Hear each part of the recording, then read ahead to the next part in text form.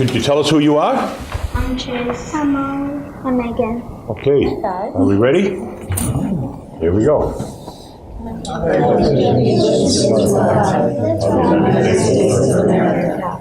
to the republic for which it stands, one nation, under God, indivisible, with liberty and justice for all. Okay, could you remain standing for a second? Who are you? I'm the student council president. Student council president at the Memorial School. I'm the treasurer. Okay, and? I'm the vice president of Memorial. All right, thank you very much. Thank you for coming. Okay, I should have called the meeting to order. I'll call it after the pledge. Memorial School presentation. Okay, yes. We have the Memorial School presentation. Pam's ready for that. Can you see it there, Clary, all right? We're good.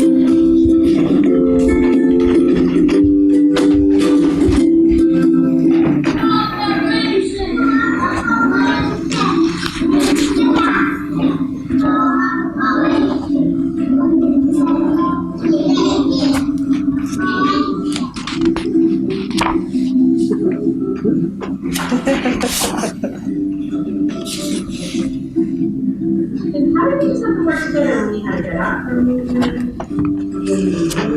What do you think, Donna?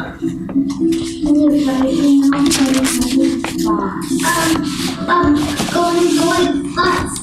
So it's slowing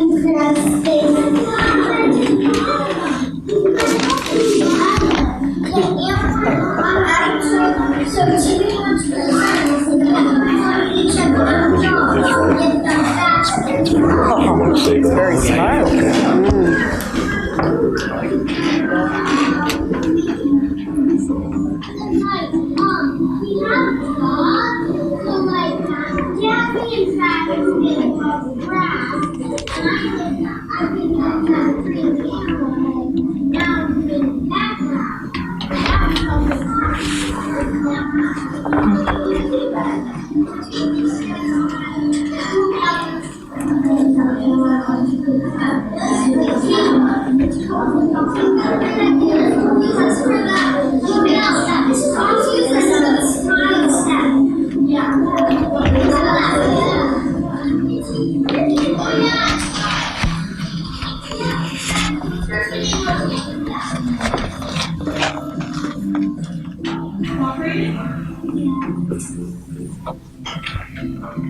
What cares attributes did you guys use to do this project together? Cooperation and cooperate. Yeah. Trying to help on the road. What is that? Hold on here. For you.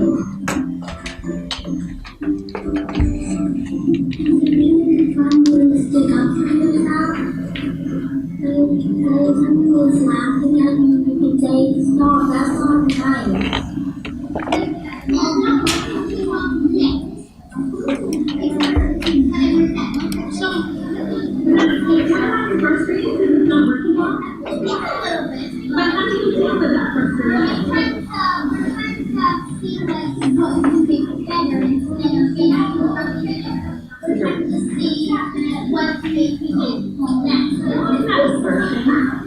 Problem solving. Aren't you guys agree that's assertion? What pairs are you working on right now? Tell me about it.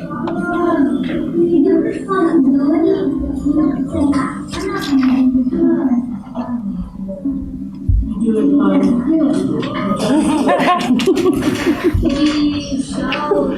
That's awesome. Responsibility, responsible for each other, be a nice to each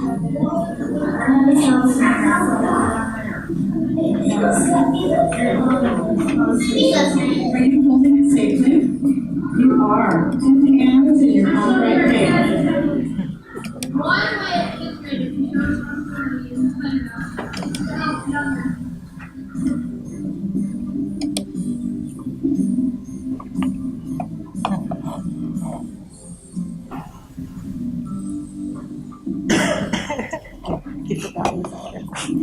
vehicle, which direction?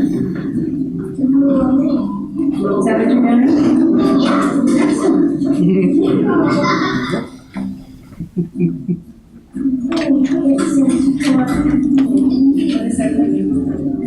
means thinking about people's feelings.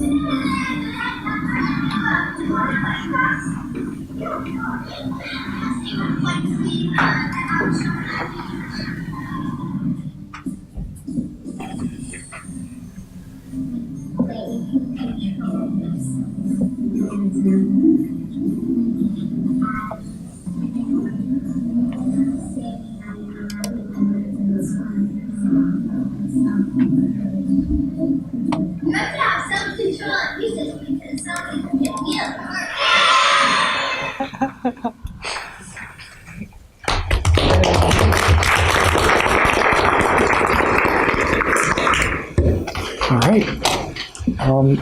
Principal Haynes, did you want to share anything, or who made the video?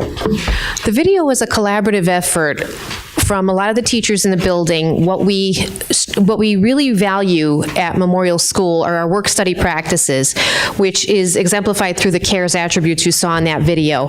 Back in 2013, when the state Senate passed Bill number 48, it included work study practices because the state recognized that you needed those kinds of practices and those attributes to be successful in the college career choices ahead, as well as being a good citizen. And the behaviors that you saw were things that students were sharing with a lot of the teachers in the building who took clips of things that were going on in their class that were happening naturally. None of that was contrived. Those things were natural occurrences. The kids could really speak eloquently about what it was to be empathetic, what it is to cooperate, how it is to show responsibility. And as we go through the year, we recognize students for showing those attributes and award them with those things and have parents come in for assemblies, which are our CARES assembly. So we are really very pleased and proud of all of our students, and I'm really glad that I was able to share that with you because it's awesome. Thank you. Thank you. Thank you.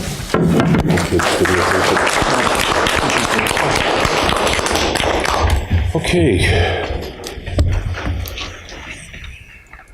Can I have a motion on the public minutes? 10-4. Oops, I'm sorry. Go ahead.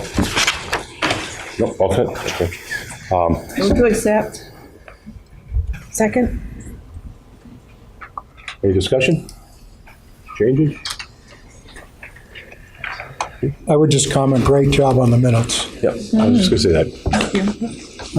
I agree, and I appreciate seeing the vote tallied in. I know we've had a lot of public requests for those. Great, okay. All in favor? That is unanimous. Okay, motion on the non-public for 10-4-17. Move to approve. Second. Any discussion? All, were those sealed? Yes. I believe they were sealed. Okay. They were sealed. Right, okay. All in favor? Aye. That's unanimous. Okay. Did you call your meeting to order? You all set to start? We have not. No, we have not. All right, so, cheat sheet, no. Don't call to a roll call vote. Brown here. Phrase here. That's what the roll call is. Yeah, it was them back here. Thank you. Thank you for reminding us. Roll call vote on the side of the meeting. Larry? Say aye, Larry. Hi. Baker. Lytle. Mahoney. Brown. Roderick? Corey? Corey calling remotely, and the only one present is Drury Plaza Hotel Room in Cleveland, Ohio, attending the 61st Annual Conference of Great City Schools. Tonight is the joint meeting between the Fremont School Board and the Sanborn Regional School Board. So there's going to be group discussions, so you'll be involved in most of these. Right? The manifest has gone around, I believe. Has it made it all the way to you, Larry? Yes, it has. Okay, all right. Okay. Superintendent, any resignations? I do not believe any resignation was. No resignations. Okay. Nominations, I believe. We have one nomination this evening. I did, per the directive of the board, I met with two guidance candidates for the position of high school guidance director. and I am forwarding Heidi Levitt this evening. We had a very strong interview, and Heidi has been an integral part of the guidance team and will help us to move forward with our continuing efforts to meet the needs of each student as an organization. A little background on that, the board, two of us on the board and a community member and a number of faculty interviewed, I believe it was 3. Mm-hmm. We sent, I believe, 2 forward. Mm-hmm. The superintendent then interviewed them, and then he is now forwarding her name to us. So do we have a motion on that? Motion to approve. Second. Second. You get that all right? All right. Any discussion?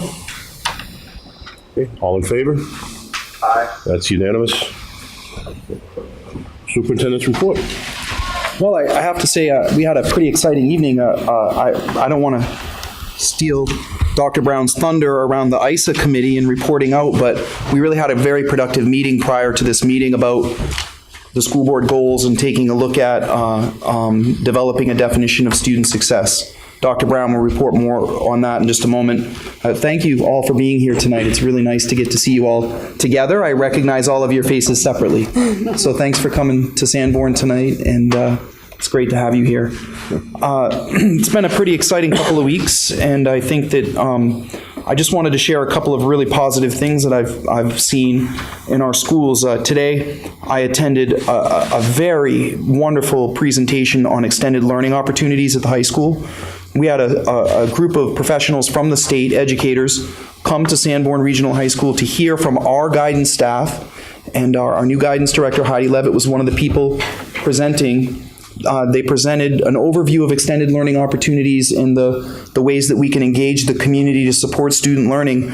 And then they had a student come in and talk about their extended learning opportunities, and it was riveting. I mean, the student just basically said, that she had this idea of studying World War II, but the extended learning opportunity component allowed her to take that passion and really run with it. And she said that she got to the point where she was so excited that she was staying up until 11:30, 12:30 at night researching and writing these wonderful papers and projects about the Nazi occupation in Poland. So I just thought it was really great to hear and see one of our students that excited about learning, and to think that some of the systems that we put into play might have sparked a potential profession for someone. If not, at least it's great for our society for people to know about our past and what's happened. So I really thought it was a great experience, and just so everyone knows, the educators that were there are interested in using what we've done in our school. They're interested in adapting it to their school so that their students too can access multiple modalities of learning through experiential activities instead of sit and get instruction. So I thought that was really wonderful. Just a quick update, we're from the SAU office, a positive thing where the wall has been built and we're starting to move. It's been a little chaotic, but we're getting there, and I'm really looking forward to having everyone settled. I just wanted the board to hear that some of the staff members in the SAU office that have moved as a result of your authorizing the purchase of the new office space walls have reported that their productivity has gone up a lot because they're able to, we moved everyone to a space where they can focus, and not having everyone out in that main office with 4 people has made a big difference for the SAU staff in terms of productivity. So I just wanted to thank the board again for that. Other than that, I just wanted to let everyone know that we had a nice coffee with the administration, with the high school PTO prior to this meeting. It was great. They asked a lot of questions, and I think it was really good because the 2 new assistant principals were there to meet the parents that they work with, and they were introduced themselves and just kind of talked about their background. And the one thing that kind of came to light in that conversation is the most exciting thing for me is that the longer I'm here, the more I've been enjoying seeing the wonderful things that happen for kids. But I'm also noticing that not only our team here as a board is coming together to work as a team and get everyone excited, the administration is working really well together and is really gelling as a team and doing a great job. So I shared with the parents at this meeting that, we've spent 6 hours 3 different times locked in a room looking at budgets, and it has been incredibly collegial and very positive. It's been a It hasn't been easy, but it's been very fruitful. So I just thought I'd like you all to know about that. Okay, group purchasing initiatives, I believe Fremont had some discussions they wanted to have on that. Yeah.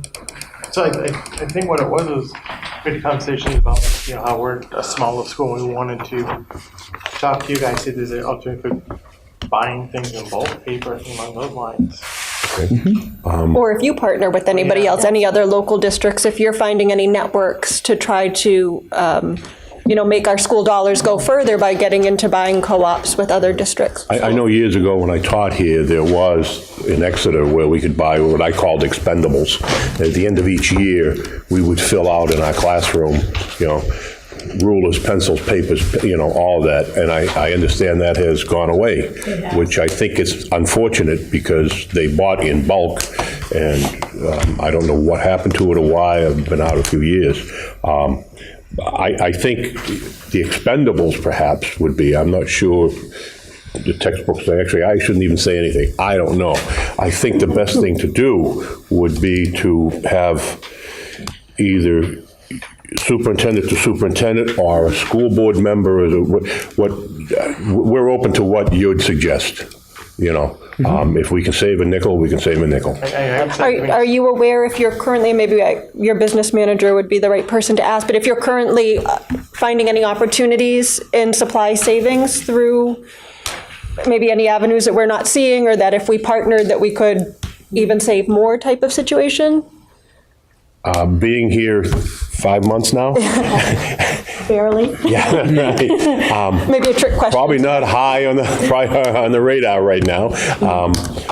But I think, I'm going to leave it up to the superintendent to make that decision as to who, if he feels that a school board member would be better, or the business administrator would be better. But I think it's certainly an avenue we need to look into. Ladies and gentlemen, on my left, your suggestions, recommend. Okay, I'm going to call on Corey first because he's got his hand up here. Go ahead. Am I understanding correct? Thank you, Mr. Chairman. And welcome, Fremont. Sorry about that. Are you looking to do a school district purchasing co-op? Potentially. Oh, sorry, I don't mean to speak for you, Greg. Go ahead. Potentially, I think we're just looking to see what other people, one, are doing, like if we're missing the boat altogether, something already exists out there that we're missing, or two, if everybody is buying in smaller lots, and by everybody, I mean anybody in local districts that might be interested in working together so we all benefit, if districts are open to looking into that, or to consider cooperating that way. I'll follow up with that. The state that I was just in the last 10 days, I was actually discussing this very thing about purchasing cooperatives as a single government entity. And I haven't looked up our state code, so we might want to look at the government code to see what that allows us to do. But I was thoroughly impressed by the fact that these two independent school districts were looking to go ahead and procure stuff that I'm aware of through one cooperative to leverage their aggregate purchasing power. So I would fully entertain that and love to see if the superintendent would entertain working with the business administrators. Good idea. Thanks, Corey. Jim? I think presently we get a lot of our supplies from WB Mason, is that correct? That's correct. I think it might be worth asking them if there's something in place with other school districts that we could be a part of, and that Fremont could be a part of. In addition to looking out beyond them. Yeah. We'd be happy to, the four of us have already met a couple times, work real well together. We can iron this out, see if we can find some cost savings for everyone involved. Yeah, especially as we enter budget season. Absolutely, yep. Intro. And we're happy to take the lead on that. We're deep in this. We can work together to save some money for everyone. Yes. Yep. Great. I just highly recommend you check the state law though first for vendor resource center. Okay, Where I would go first. thank you, Corey. Sorry to bother you. No. Professional development, sharing resources and costs. I assume, you have professional development days. We have professional development days. I don't know if they're the same, but I think if, you know, as a former teacher, I think one of the benefits we have also is if we can do this, we can have a broader subject matters, you know, so that perhaps here we would cover, you know, science and in Fremont and have more course, not course, but more opportunities to go into different things. So that to me is, as a teacher, more important. Now, as a school board member, sure, if, you know, if you hire a guest lecturer and we say we'll send our people there, then we split the cost of that guest lecturer because they are expensive. I personally think that's a great idea. So I think it's got twofold opportunities there. The only thing I would add to that, Superintendent Ambrose and I have discussed the value of teachers, just teachers talking to teachers. Yeah. And sometimes within your own building, you have a certain set of ideas, but having our 7th grade teachers and your 7th grade teachers meet and discuss things is very powerful professional development. Well, one of the things that when I taught upstairs here, I had a pretty good working knowledge of how our middle school worked and the courses, but then the Ellis School kids came in and I didn't have as much firsthand knowledge. So that I think it would, to me, it would be helpful if at least those who teach freshman courses could spend some time with the 8th grade teachers to be able to say, oh, well, we already cover that, we already teach that. You know, we're aware of the curriculum in this district, but there is a gap, I'm going to call it, or an opening that we're not as familiar, we don't have that working knowledge. So, you know, I think that would be important. We do have some staff at Ellis that have been very proactive. Our math departments and so forth have been very proactive with connecting with Sanborn and kind of where, so then the honors math would get credit for students attending and so forth. But to bridge that across all the different classes that the kids are in, that would be great.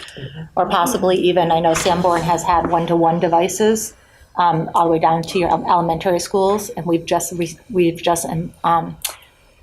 launched those, if you will, this fiscal year or this calendar year at our school. So maybe there might be some learning, some sharing and reapplying what worked well, what hasn't worked well as you introduce and work with the kids, you know, with one-to-one devices, things like that. There might be some sharing. I have a feeling a lot of things on this tonight, we are giving work to our superintendents because, I mean. Thank you, we appreciate having something to do. Yes. Well, we have a large staff that supports him, so, you know. Do? Oh, absolutely. Okay. Good to know. Okay, yeah. No, go ahead. Go ahead. Okay, I just want to make sure we're okay. I always go the guests first. No, of course. Yeah.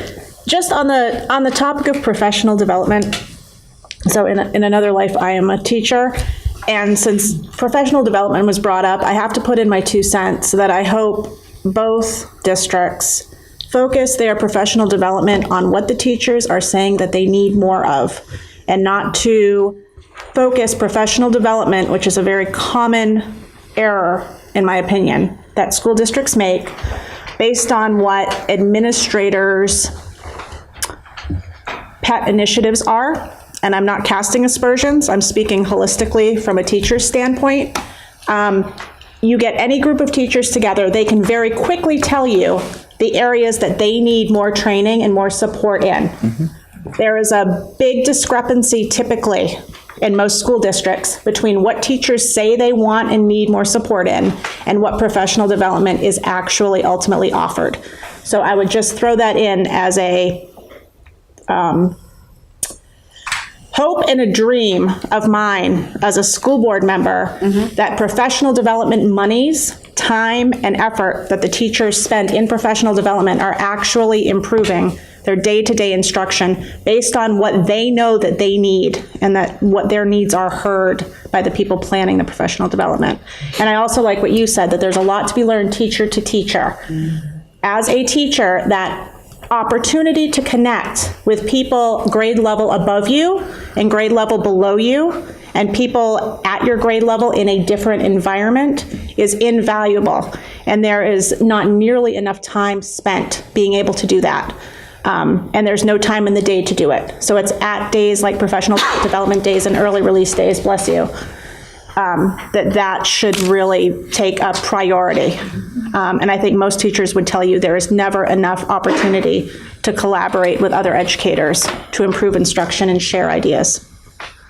Thank you. Any other comments? I just wanted to, Taryn kind of stole my thunder a little because I was going to say that I think one thing that Superintendent Hutton and I talked about early on is we're going to meet to kind of talk about some of these things because we would like to share professional development. And one thing that we talked about as well is that there's really grade to grade PD conversations. So I think of professional development horizontally and vertically. So Chair Broderick talked about vertically a little more. If you're a science teacher at the high school, you kind of want to know what's going on at the middle school, and the middle school would like to know. But then there's the horizontal piece of, hey, getting all these 7th grade teachers together. And then there's also the piece about giving teachers some choice on professional development days. And this next professional development day that we have coming up, we've decided I'm going to do a presentation, which any of you are welcome to come to in the morning from 8 to 9:30. And then after that, it's building based, partly because we have so much new leadership and they're working with their staffs. But my hope would be that they would be assessing what teachers need.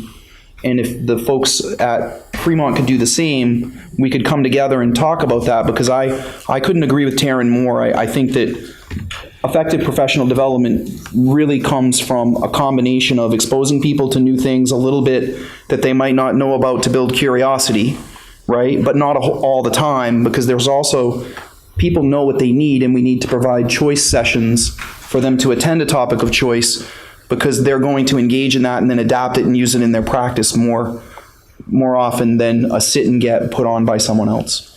So I think that the key for us would be to collaborate about how to get input from the Fremont PLCs, and then decide which parts we want to share and which parts might be district work for you as well. You may be working on something that we're not, but there are some speakers that I want to bring in, and I'm sure that you have some folks too, so we'll work on that as well. Thank you. I believe when SAU 83 school calendar came together for this year, most of our professional development days and early releases we aligned with Sanborn's calendar, in part because it's easier for our families that have children in both schools to have a similar calendar, but in part in the hopes that if we can move towards that type of thing, that the timing will be more accessible. So I think as far as scheduling, we're already working on trying to get there to align with Sanborn's schedule. Great. Well, I'll be in touch with Superintendent Hutton and we'll work on this. Excellent. Yep. The only thing I would add to what Sharon said, and I totally agree with you, is that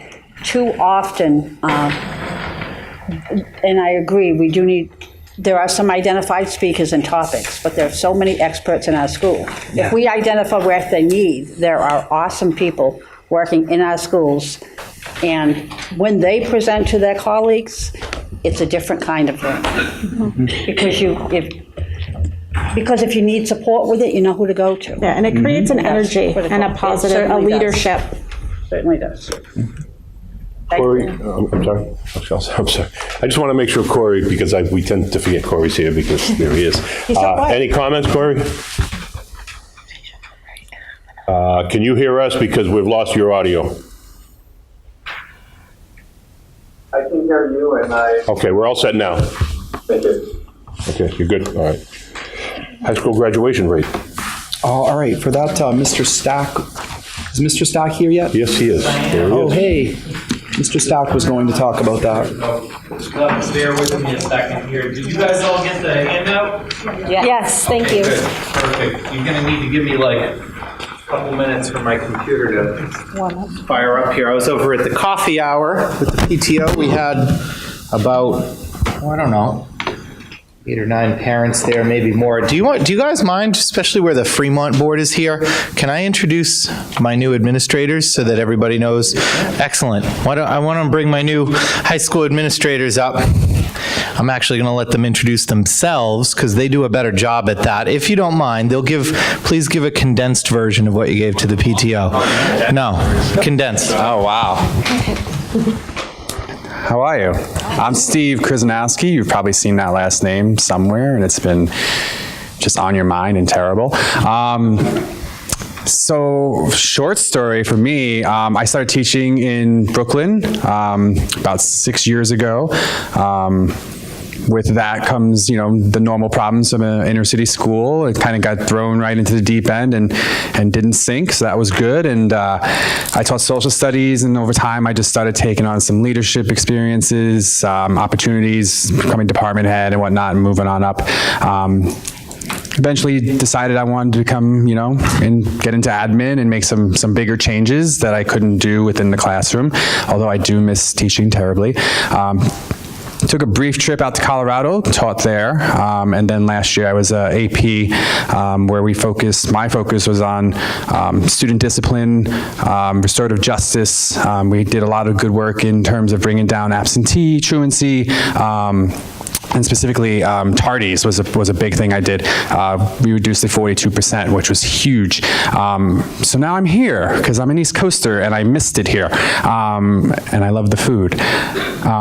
But I have a really good team. Mr. Ambrose in the other room talked about being lucky and kind of falling into a really good spot, and I really feel like I've fallen into a really good spot. I have really good kids. I love my 9th graders. That's where my focus specifically is with the FLC. I have a very strong team, and pretty much I've just had so much support here, more support than I've seen at any other school.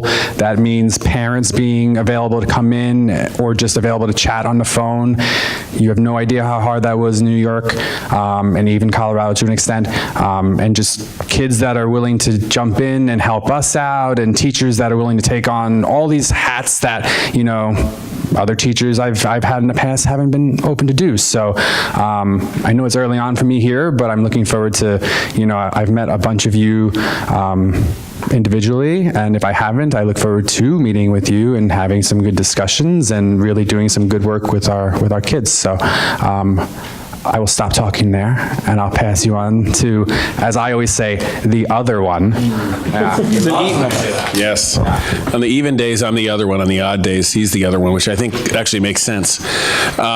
So I'm Bob Dawson. I've got 4 college degrees over time, most of them in education. Didn't start out that way. I wanted to be a sportscaster.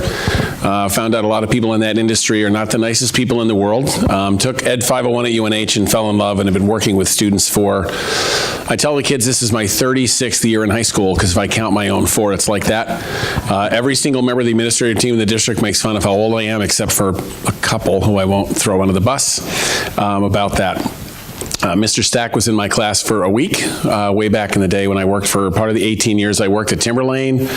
I've worked at Merrimack Valley. I've worked at group homes. I spent the last 6 years in Windham, and one of the great gifts of being here has been a lot of the things that I needed to get out of my life from being in Windham, the level of support, the level of caring of people, the team aspect of what's going on has been really wonderful here. Starting to get to know more and more of the kids every day. All of the Olivias and Matthews, we have 7 Olivias and 12 Matthews in the school, and I'm trying to get to know them first. And working from there, I counted actually. It's just easy to look up, but that's where we are. So it's been a really good experience so far, and I encourage you guys to reach out if you have any questions and something seems goofy and it doesn't make sense. A lot of times it does make sense, and sometimes it doesn't. So certainly ask, and try to be around as much as I can. And thank you. Appreciate having a chance to be here. Say hi. Thank you. All right. So that's good. That gave me plenty of time. You guys can stay. You don't have to. You guys can stay. No, you can stay up here with me in case you got to weigh in. Brian, if I can, I'd just like to get it all at once. If I could interject, Mr. Trammell is also here, and he is in a new position, even though he was with us for a number of years. If you absolutely, Mr. Trammell, why don't you come join us? Then you can stay up here as well. He's our data guy anyway.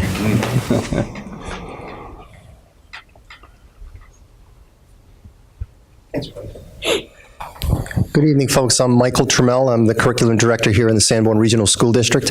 I've been in the district now for 8 years. Prior to being here, I was the principal at John Stark Regional High School over in Ware, New Hampshire, where I served that district for 12 years. And prior to that, I worked at 2 different universities for a total of 6 years.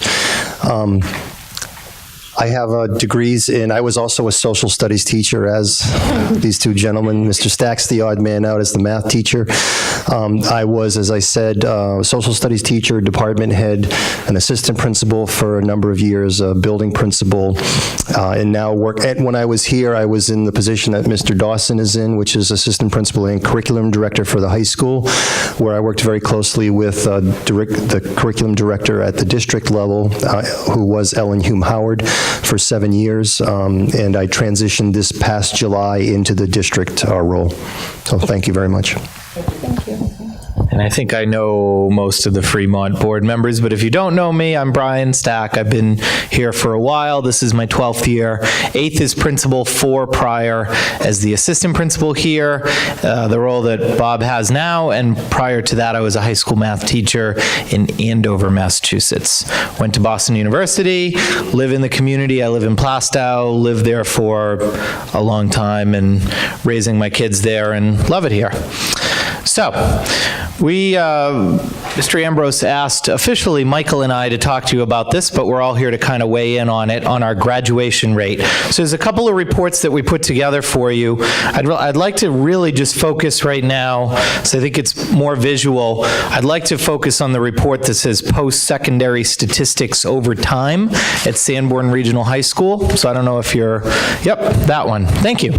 So a couple of things that I want to talk to you about. First being our dropout rate. And there's a lot of different ways that you can look at dropout rate, so I provided you a backup report if you'd like to explore some of the other ways that we can talk about dropout rate. The state actually does a really good job, state of New Hampshire, keeping data on all the schools in the state, and you can go right onto the DOE's website. You can drill, there's school level reports, there's district level reports, and you can go back year by year by year. And that's exactly what I did in that other report. I gave you lots of different ways that you can look at dropouts, and I compared it over multiple years. But what you're going to find ultimately is you're going to ultimately go back to this graph that we have up here. So this is actually charting our annual dropout rate percentage, the Sanborn versus the state of New Hampshire. And what you can see is there's been a sharp decline both in New Hampshire and in our school, and that's not by accident. About 10 years ago or longer, the governor made it a goal of his, I think it was Governor Lynch at the time, right? Made it a goal of his to get that dropout rate down to 0 if it could be done. And the reality is you can never get it to 0, right? But you can do a pretty darn good job, and as you can see, we have for the most part stayed below the state. Obviously, we've had a couple of years there where things were a little different, but once you get down below 1% and below 0.5%, which is where we tend to sit in the annual dropout rate percentage, all it takes is one student to really throw those numbers off, right? And you have students moving in and out all the time. So a lot of the times, the students at the end that are dropping out are students that we haven't had for 12 years or 13 years and been able to work with. I will tell you that our staff goes to the nth degree to try to make sure that they have a plan for just about every student in the school, and we will keep kids on our rolls until the last possible second in hopes that we can come up with a plan for them. I had a student just last week contact me and say, you know, things in my life have changed. I'd really like to come in and work towards that high set program that you have. Can I still do that? You can't. You turned 21 2 months ago, and you're about 2 months too late. I wish you had called us before that. And we had made lots of different efforts to try to reach out to this particular student. So that's okay. They're counted as a dropout, but they were ready to do it, and we were able to connect them with people that could help them do that. So even when we reach that point that someone's dropped out, we're still continuing to help people. And that's administrators, that's guidance counselors, really working hard, because what we recognize is in order to have a dropout rate like that, we've got to have lots of options for kids.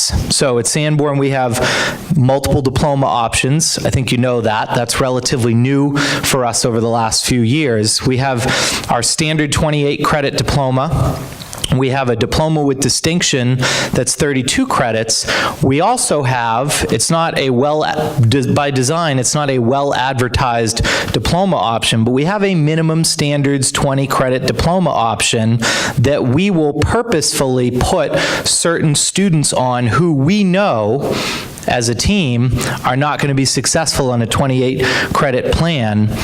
We'll make that option available for them, because the alternative is they could become a dropout, or we could lose them to another program like an adult ed program. And we probably have, I don't know, on average, would you say, Mr. Trammell, anywhere between 5 and 10? 10's probably a little high, but Probably the 5 is closer. Number of students every year that are put on that plan, either because they've asked to be put on that plan or we've worked with them and decided that's the best plan for them. There's a lot of stop gaps in place. It's not open to everybody.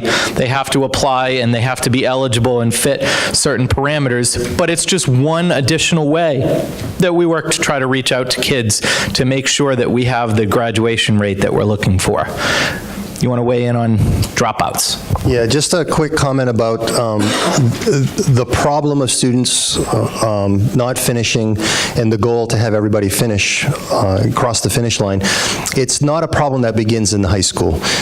So we recognize that there are lots of early warning signs for students. So, you know, Mr. Krasnowski mentioned truancy. So we know very definitively that not attending school puts you at a great risk for not completing. And we can look back into grades 6, 7, and 8.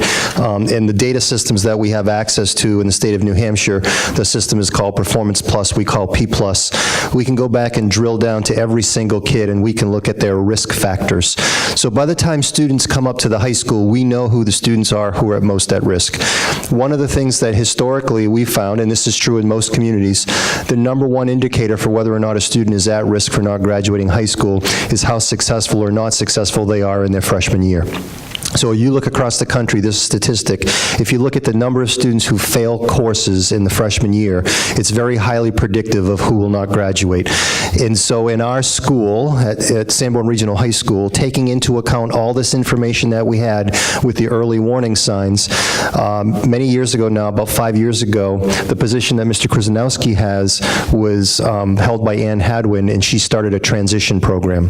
So we began reaching out into the Ellis Community School and into the Sanborn Regional Middle School with programming in the 8th grade to get kids ready for high school. And that transition program meant that students, when they entered the high school, didn't enter a traditional high school. They entered a very team-based high school.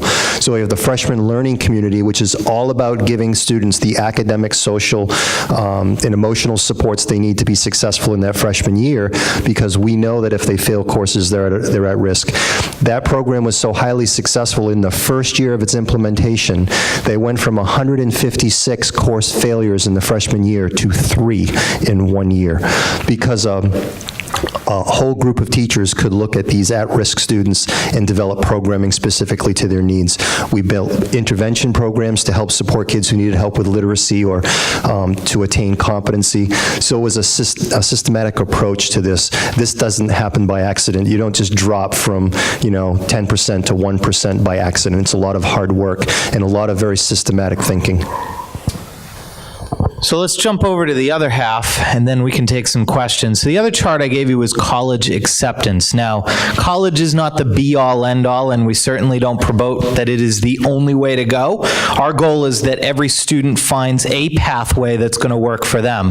That being said, we do recognize that college represents the opportunity for advanced studies in whatever career field, to whatever degree that's going to look like for our kids. So it's something that's very important to us. So you've got a 10-ish year look at what happens to our kids when they leave us in terms of enrolling in 2 or 4 year institutions versus what that looks like at the state.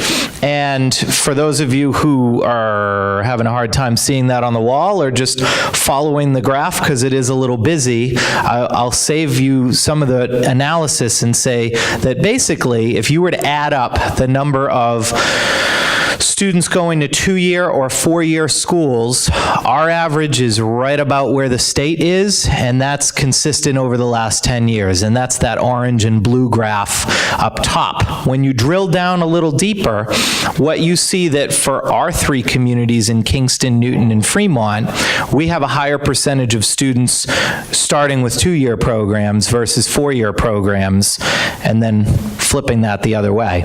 Why do I think that is? Well, I mean, I think economics play into a lot of the different decisions that families make. I will tell you that here, we put a lot of emphasis on college starting in high school. So we have a number of different ways that our kids can earn college credits while they're still with us.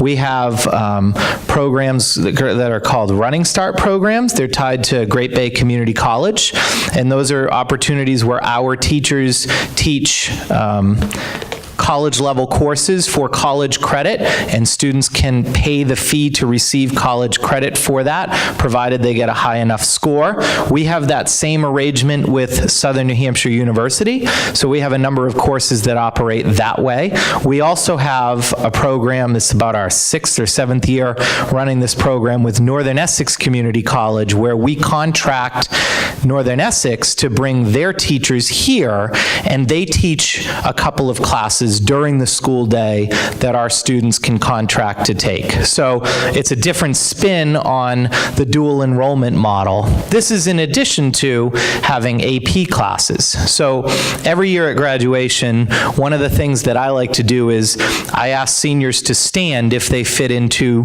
different categories. And some of the categories are you played a sport or were involved in a club, you went to SST, things like that. One of them is you successfully completed at least one college class while you were in high school. And anybody that's been to graduation at the last couple years can attest to this. At least half, if not more, of our graduating seniors stand up when I ask that question. So that's a testament to the fact that they're taking advantage of college opportunities while they're still here, which we feel are going to help them kind of jumpstart what their college career is going to look like. So, that being said, I think we probably have some questions. Maybe. Can I ask a question? Mr. Tamel, could you share I think this, one thing I wanted to point out on this graph is that Mr. Tamel and the Excellence in Student Achievement Committee prior to this meeting at 4:30 shared the percentage of parents in our district that have attained a bachelor's degree or higher. Yeah, so one of the challenges that I think that we face in our communities is that when you compare our students against students in other communities, it's sometimes difficult because you're not necessarily comparing apples to apples when you look at socioeconomic status, to educational attainment, et cetera.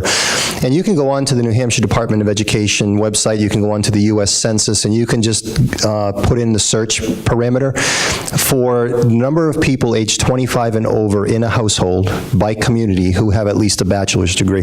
And this conversation came up not because I was searching for this data, but because somebody was asking to compare our performance against the performance of another local community, and that local community is Durham, the Oyster River School District.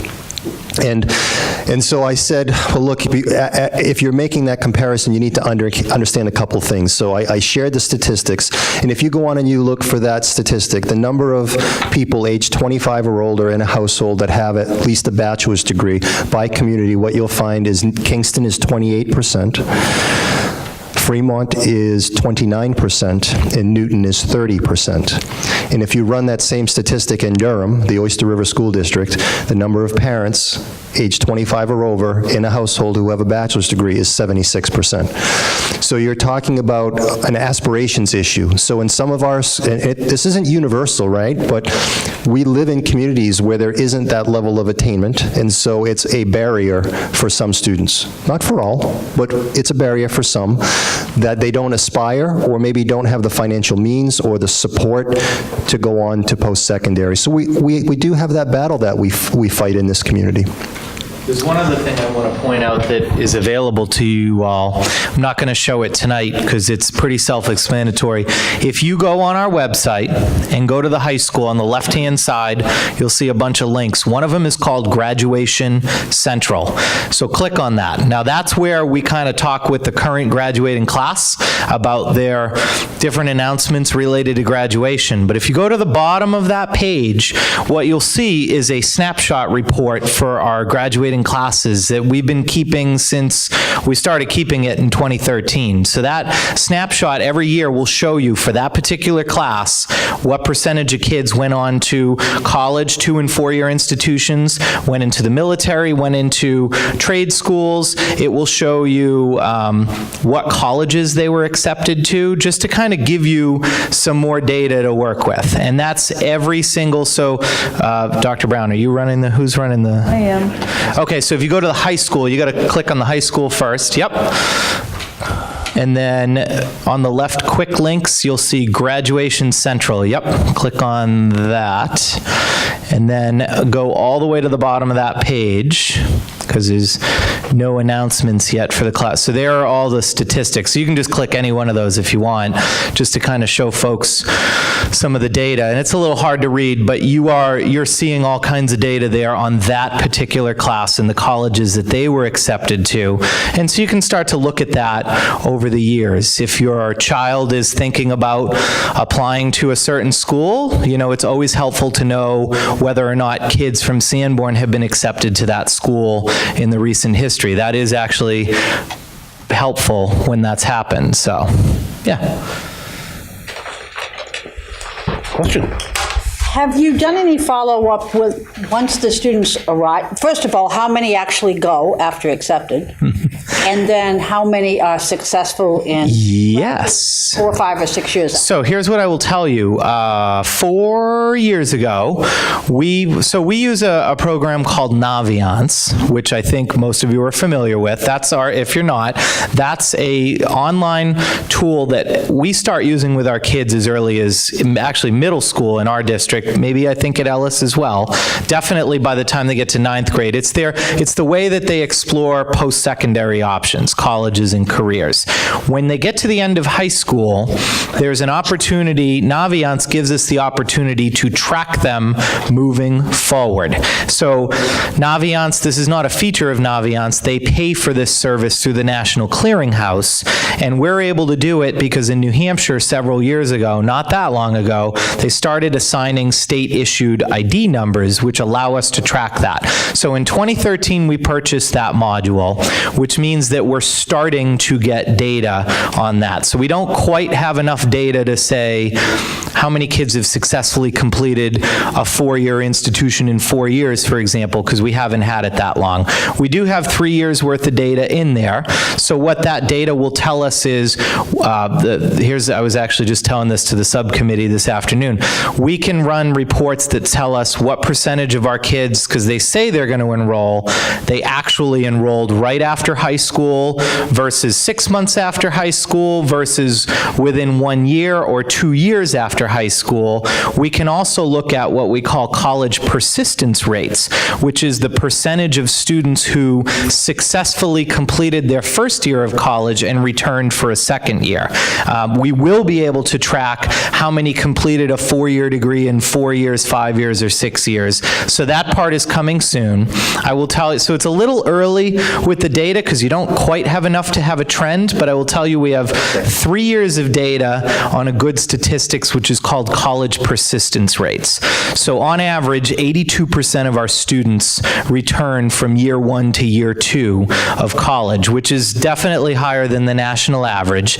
And that number can be drilled down even further, and it's upwards of 93 to 96% who attend a 4-year college return, and then a little lower for a 2-year college. So it's definitely data that we care about, and it's not something we would have had access to several years ago, short of trying to do our own survey with kids, but we all know how that goes when you're trying to find them later on.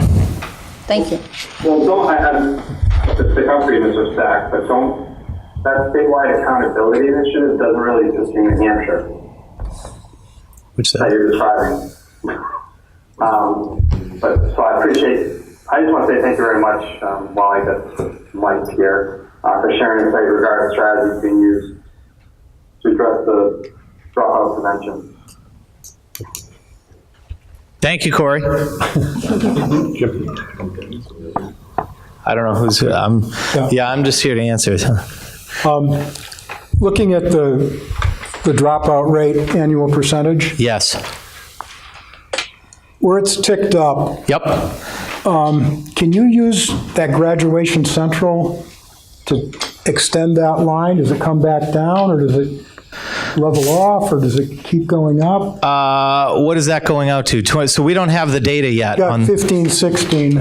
Yeah, so that is the last year of data that we have right now. Okay. And that was a particular, we had some interesting individual cases in that class.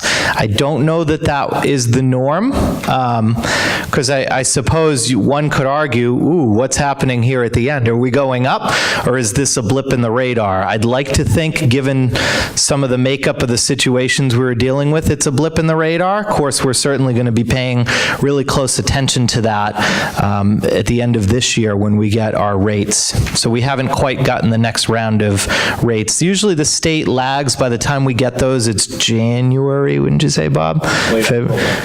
But I mean the finalized ones. We get initial reports, but they're not final. And I think that if I remember correctly, it's been a couple of years since I ran these, but the state data also gives you a 2-year lag. So the real dropout rate is not based on a 4-year high school completion, it's based on a 6. Because they want to give, I had a student in my previous school last year, got a severe concussion in March of his senior year. He'll finish high school in 5 years. If you look straight at a 4-year number, like we can't run the 2017 number because those kids they may be extending time. They may do a high set test, which is the old GED or things like that. So they basically give you, the state does give you 6 years before those kids kind of count. And I've spent significant time in both Timberlane and Windham chasing kids, because you really want to make sure, like we sent this one guidance counselor to McDonald's for like 3 weeks in order to find a kid to try to get him to finish, because we knew he was working there, so. Yeah, but really that 1-year rate is our starting point, because we know that most of our kids, if we can't resolve their issue in that first year, the chance that we're going to be able to do that is slim. So we try to put a lot of our resources there. That, just to follow up on that, data for the state, it takes a couple of years, and they use 6 years. But internally, you're the guys that compile the data that goes to the state, right? Well, every student in our system, there are 2 systems that exist. There's our student information system, and there's the state system called I4C. Those 2 systems have to speak to each other. So when a student is coded, they're currently enrolled, that's their coding. As soon as they stop attending school, we have to code that. The worst code you want to see is the withdraw or dropout code. So as long as they're making active progress toward their completion, we can keep them active in the system. As Ryan mentioned, some students may stay on for the summer. If graduation is in June and they're not a completer and they need to finish an online course, let's say, they're kept in our system as actively enrolled. They graduate in August, we mark them as a completer. Yep. Okay. Yeah. There are probably a dozen different codes that we routinely use to attach the specific code to the student. One more question. As far as being able to determine the trend, how quickly do you internally have the data to be able to do that? Yeah, that's what I was trying to ask Bob about. He was a high school principal in a previous district. I feel like we get reports in January. So what'll happen is we get an initial report from the state that says, hey, this is what it's looking like it's going to be. If you don't agree with that number, you need to let us know where you think the discrepancies are. And I will tell you, every year we've found discrepancies. And that's just because as much as you think it's easy to track what happens with kids, it really isn't. And so what'll happen is our counseling office will go back and they will look at every single student that got coded that way, and they will say, was this the right coding? We make adjustments, and then the state will make adjustments before they issue that final report. The other thing, Jim, is, so Brian's talking about the technical aspect and the state side. Locally, what we do here in our district is in January of the students' graduating year, we run a whole bunch of statistics on the entire senior class. And it could be something like who doesn't have enough credits projected to graduate, who has enough credits but maybe not in the right areas, who's passing classes, who's failing classes, and we generate a list of at-risk students. Those at-risk students are put into probationary status for graduation, and it's all hands on deck for the next 6 months, and there are teams built at the high school to help shepherd these students to graduation. It could be something as simple as saying to the student, hey, you know, it looks like you're failing your English class, let's have a backup plan, let's get you enrolled in a VLAX class right now, so that if you fail one but pass the other, you're going to be okay. So we start that process in the high school in January by running a whole bunch of statistics and building teams to support the kids that we identified are at risk. That's kind of what I wanted to know. You know, at what point are you tracking this internally so that you can jump on things when they look like they need to be? Yeah, absolutely. I mean, yeah. So it's a good question. Bob just said he met with a sophomore today. I have meetings with guidance already about freshmen, and just we have conversations about our kids, and that's what's great about Sanborn is we have the opportunity to have those conversations about our kids, to know what's happening in this class, who's doing well in this sort of class, what are certain things that are working for this kid, what's motivating that one, what's happening at home here. So all those things really do add up, and I think it starts as soon as they set foot in our building. You know, just keeping an eye and having those conversations. It doesn't do it on its own, but it's a perfect partner that goes along with the data because the data does lag. So I think it's very important to not just use one without the other. And I think the team, not just admin, but the teachers, they do a very good job at having those conversations and then getting guidance involved. Guidance is amazing here. I'm just going to say that. And making those moves, getting parents down, having kids and having those conversations. And whether, like Michael said, it's VLAX or changing a class, whatever it is, there's support there. So I think from what I've seen, and I'm a newbie, there is a lot of work that goes into that and making sure that each kid is successful. Thank you. Can I say one thing in closing? So I had one quick question, and the goal is always that when Fremont students, 9th grade students come day one, they blend in with everyone else and form high school students. So that's the goal. With that said, has there been any areas that you feel that the Fremont students are lagging in or exceeding in, or opportunities for us to be working, addressing, anything that you've identified with either high school dropouts or college acceptance, anything in that area? Sure. And I wasn't sure if you even look at the data. Yeah, so that's a great question. I get that question a lot. I will be honest with you and say that we don't break the data down by town because our belief is there are students regardless of which of the 3 towns they come from. And this is actually a direct quote that I just gave at the PTO meeting when they asked the exact same question. I would say that other than the first week of school with our 9th grade teachers, nobody in the school has any idea what town kids are from. And I mean that in all sincerity. And our freshman teachers year after year tell us that in that first week, they're getting to know everybody.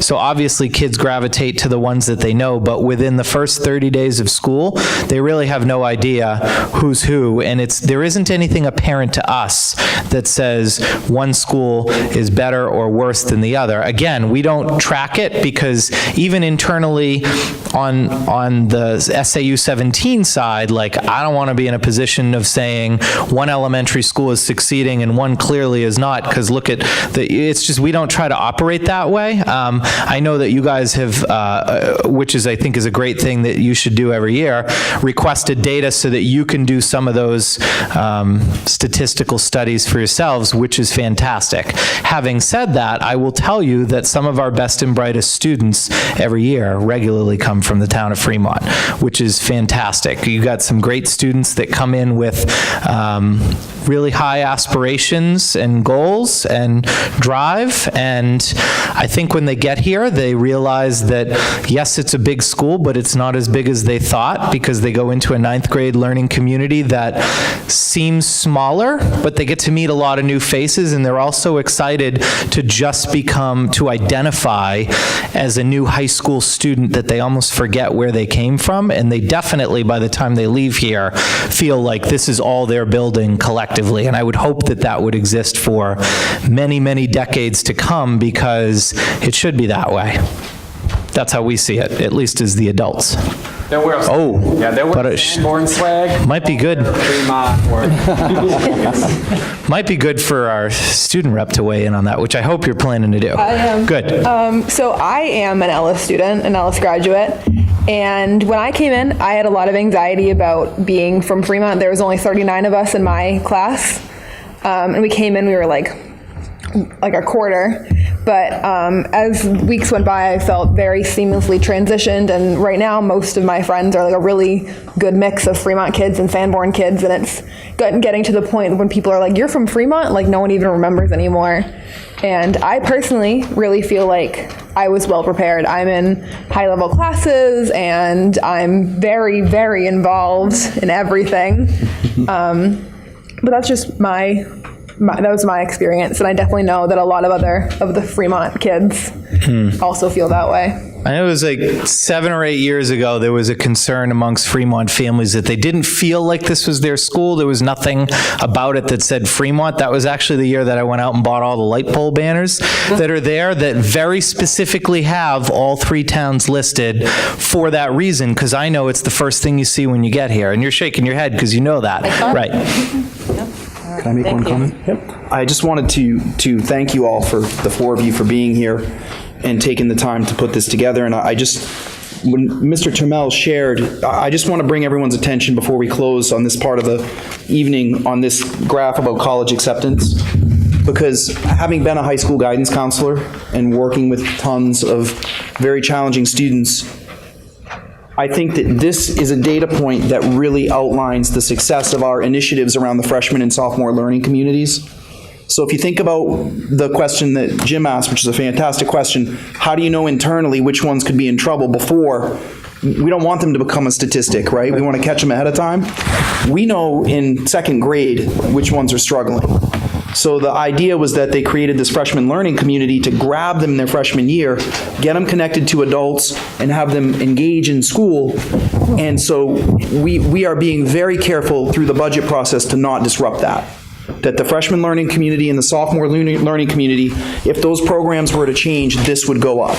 Conversely, if you have 20, 25, or 30% of your families who have a bachelor's degree and 80% of your students are attending a 2-year or a 4-year school, I need to commend these gentlemen in doing this work, because I have never seen numbers that high for a community with that level of disparity between the attendance in college. So what that tells us is that first-year kids going to school is huge. And that is a real significant goal for leadership in an educational organization these days. I've seen groups of people work for years to move that 10%. Our district has moved it by 40%, from the college attainment of the parents to the first generation going to school. And that really is worth recognizing before we go into budget season and thinking about the decisions that we need to make. That to me is the strongest indicator of success that I've seen since I've been employed here. I didn't know it till 4:30 today. So I'm telling you that Mr. Trammell did a great job presenting that data at the ISA committee. Any other questions on this? I'm going to jump over 3.8 because Mr. Stack is already standing there, and go to the high school, staff turnover at the high school. And if you can address that now, and then you'll be able to sit down. And I think unless these other gentlemen need to be with you, if they want to rest there. They may weigh in. They can stay just in case. You never know. I don't know that I need them. So I don't know specifically. I don't know if it was a question or if you just wanted me to respond to a statement. So what I'll do is I'll start with a statement, and then if it generates questions, great, and if it doesn't, that's fine too. We have about 100 staff members here, so it makes it really easy to talk about the percentage of turnover because it's about 100 people. So I would say that on average, and again, I've been here 12 years, we've hovered anywhere between 10% and probably 16, 17, 18%. That's somewhat normal for us to have. We've had some years where it's been I think one year we actually had it as low as 4, and this year is probably one of the higher years, and it's probably more like 22, 23. Now that's not 22, 23 new teachers. That includes teachers, administrators, guidance counselors, paraprofessionals. Actually, paraprofessionals is usually where our highest turnover is because we're very fortunate here that often we hire paraprofessionals who are certified teachers, and they're looking for an opportunity to either stay with us or get into a teaching job, and that's what ends up happening with a lot of them. So that being said, turnover was a little bit higher this year. I think, though, that it was felt more because you see a lot of new faces in higher profile positions, right? I have 2 new assistant principals to my left and right, but one of my assistant principals is still standing here, just in a different role. We have a new guidance counselor right now, which, sorry, our win. Actually, your win too. He knows our kids. Absolutely. And that's great. So that's another high-profile position. There were a number of teaching positions, and there were some teaching positions that came out really late in the summer, so that added to that sense of urgency from folks because their child got a schedule and it had the name of a teacher, and they're like, but that's not the teacher that's here. Or I'm hearing that we don't even know who the teacher is. Like we had an art teacher leave 2 days before school started, so that means we couldn't even post for an opening. It generally takes 3 to 4 weeks to find someone by the time we go through all the different checks and balances. So it's the stark reality of what we're dealing with this year, but there's only been one day this whole school year that my building was fully staffed, and it was the last day that Michelle Katina was here because that happened to be the first day that the art teacher started working for us. So we'll get back to fully staffed. We get a little bit closer, but you nominated someone tonight, but that creates another vacancy that we now have to fill. It's not a bad problem. We've moved a lot of people up internally, which is great. I think that's really healthy for an organization. I will tell you that over the last 10 years, where we struggle the most is math and science. And I'm just going to give you these are just stark realities. So I did an exercise in history a few weeks ago, and I wrote down every single person that has served in the capacity of science teacher or math teacher for us. So I think I came up with 29 different people had the title science teacher over the last 11 years, 12 years. I think I counted this year, 12 years. So and we have, just to put in perspective, 7 science teachers on staff. So to have 29 different people in that role gives you some sense of how quickly that turns over. And that's only made more stark by math. We have 36 different people that have played the role of math teacher here. So some years, just this year, for example, in math, half of the team left. 4 out of 8 math teachers were brand new. So that's hard. I mean, here we are, we're a school that needs to be working on math. Last year, we invested a lot of time and energy into some different things, and some of our best math teachers for whom we invested a lot of that energy are no longer with us. So we will eventually take 1 step forward, but we got to take 2 steps back before we can get there and continue to push forward with that. People leave for all different kinds of reasons, so I can't pinpoint and say, a lot of people left for one particular reason or another. It's a mixture every year of people that it's not a good fit for them and they choose to leave. It's not a good fit for them that we've deemed and we've kind of asked them to leave. People that have other opportunities in teaching or otherwise. and some other things that play into that. It's always a good mixture. I can't, we conduct at the SAU level exit interviews with staff. Not all want to participate in something like that, but they have an opportunity to meet with the superintendent and tell them what they think. A lot of, and I know Pete, Corey's going to have a question. I see his hands up, just so you know, because I see you, Corey, even though you don't see me, I don't think. And now I lost my train of thought. Anyway, so my point is I can't pinpoint any one particular reason. I would tell you that I think a lot of people like it here and continue to work here because of the approach that we have and because of the fact that we are, even as a new team, this is consistent to how we operated with our old team, I guess previous team.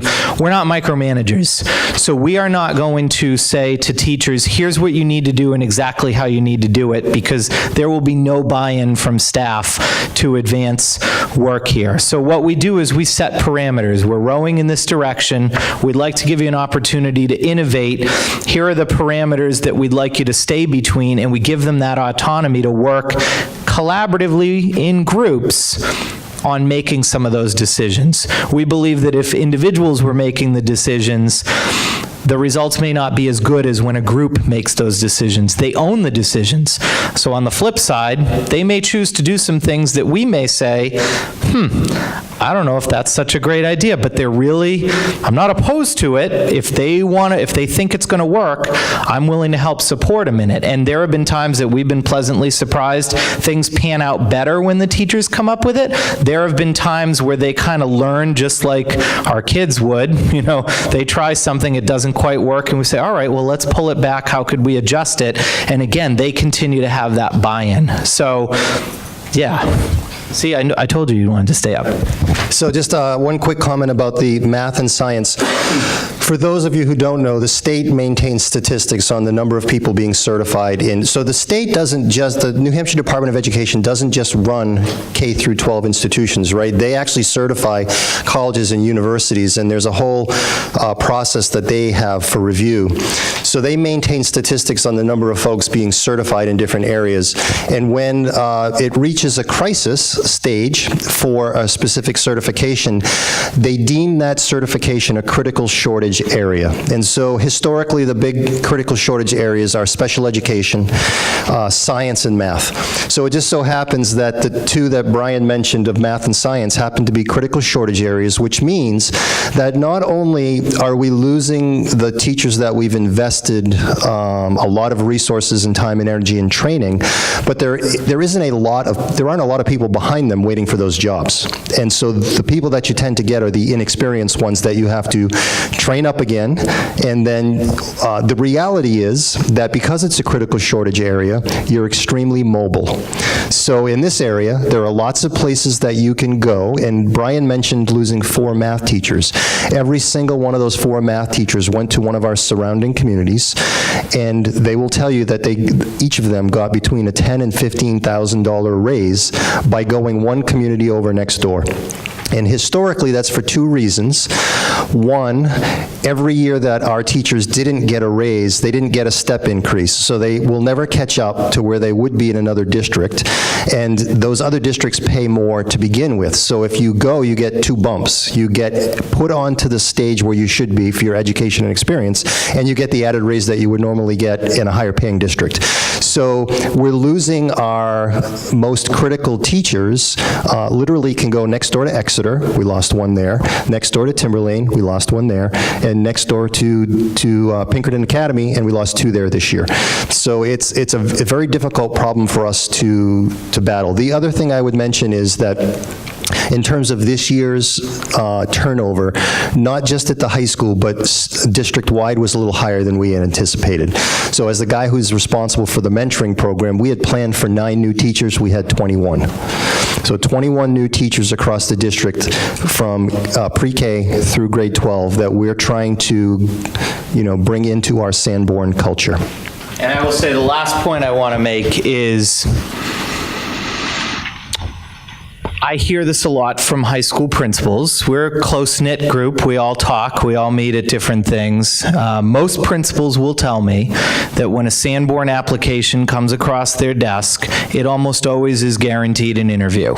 They like the product that we put out with our staff. We work tirelessly to train them up, to give them opportunities to do different things, and other high schools recognize that. And these guys know firsthand what I'm like when they steal them last minute. I won't say which school, but I had some very choice words for a particular principal that stole not one but two of our teachers this year in not the way that I would have liked it to be done. But the sad reality is we know we have to train our folks up fast to bring them up to speed to be successful, and that's fine. We have a model to do that. It does make them quality, lucrative candidates when they're looking to go elsewhere. And I don't know how we change that until we can find other ways to try to keep them here. And believe you me, we do try to find those opportunities when they exist. We look for ways to get them into leadership positions, because it's not about money. It's always about money on some level for people, but money is not everything. And we recognize the most important thing is they want to feel value and supported here and feel like they're making a difference. So every single day we are looking for opportunities to help our staff feel that way, so that when money becomes a deciding factor, it may tip the scales in our favor that they like being here and this is a place they want to work. Corey, you had a question? Oh, sorry, Corey. No, it's okay. Thank you very much. What was you said 36 out of how many FTEs in total for the math? So we've had, the number of math teachers has been as low as 6 when I first started here and as high as 9. Right now we have 8. So let's call it an average of 8. Okay, that's 29 out of 7. And what's the low and high on that one? I missed that question. Oh, science was 6 or 7. Michael was reminding me, we've over the years had a couple of teachers that cross between science and math, so don't take every, and it may depend on the year what they do, but between 6 and 7 roughly are science FTEs. Thank you very much for the... Yep. Further questions? Okay. So thanks so much for the presentation.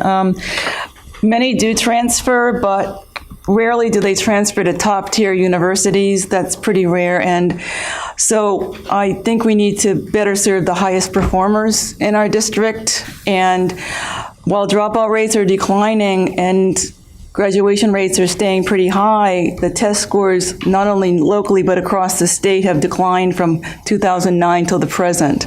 So that gap's got to close. Otherwise, a graduation diploma becomes just social promotion. We need to really address that.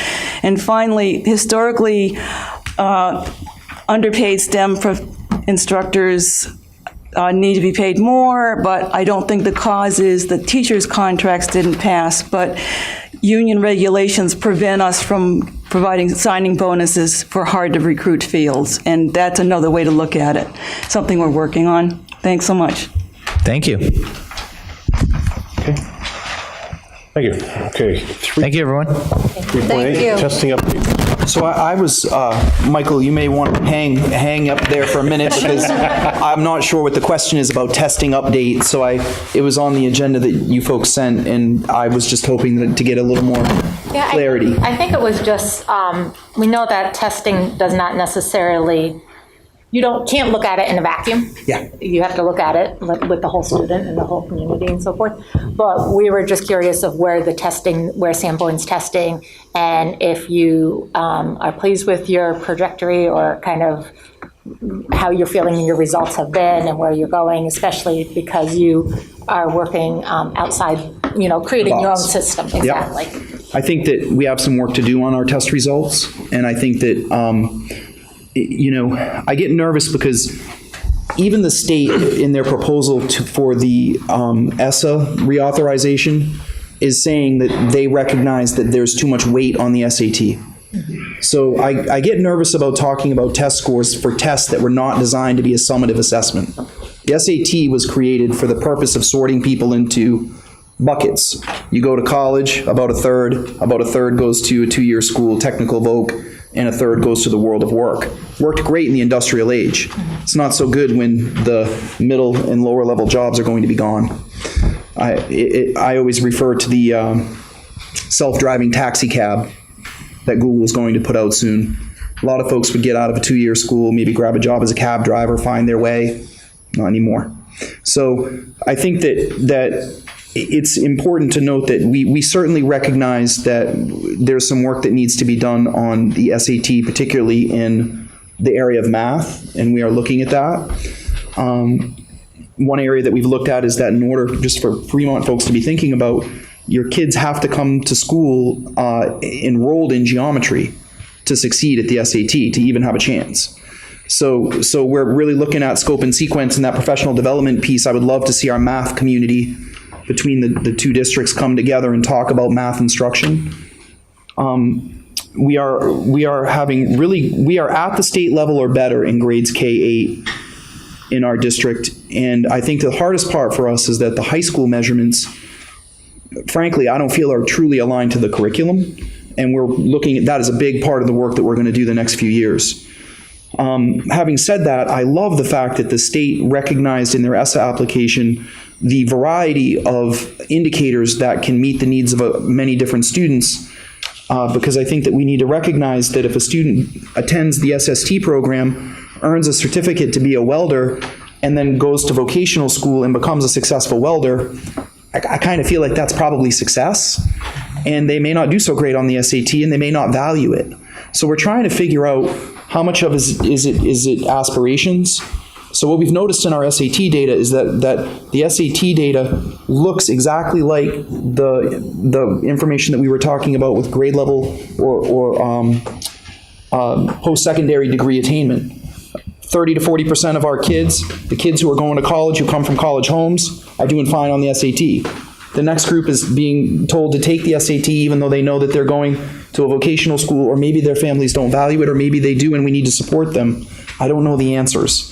So we're looking deeply at the aspirations component, because we're kind of wondering if we could reach out to the communities and try to explain to parents that even though in their generation the ability to get a 4-year degree may not have been critical, there is a concern about the gig economy and the needs for students to be adaptable and flexible, and keeping your SAT scores up keeps that door open.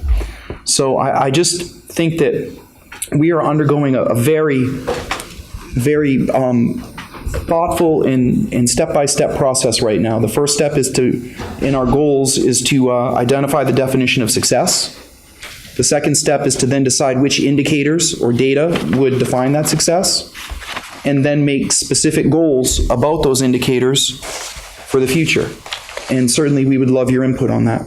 It's a community conversation. I missed what you said. Did you say the kids should come to Sanborn already knowing geometry, or being enrolled as a freshman in geometry? They would need to enroll as freshmen in geometry. So that means Algebra 1 in 8th grade. And Mr. Ambrose, Mr. Stack alluded to the fact that we've been doing a lot of work with our curriculum around redesigning our math program specifically for that.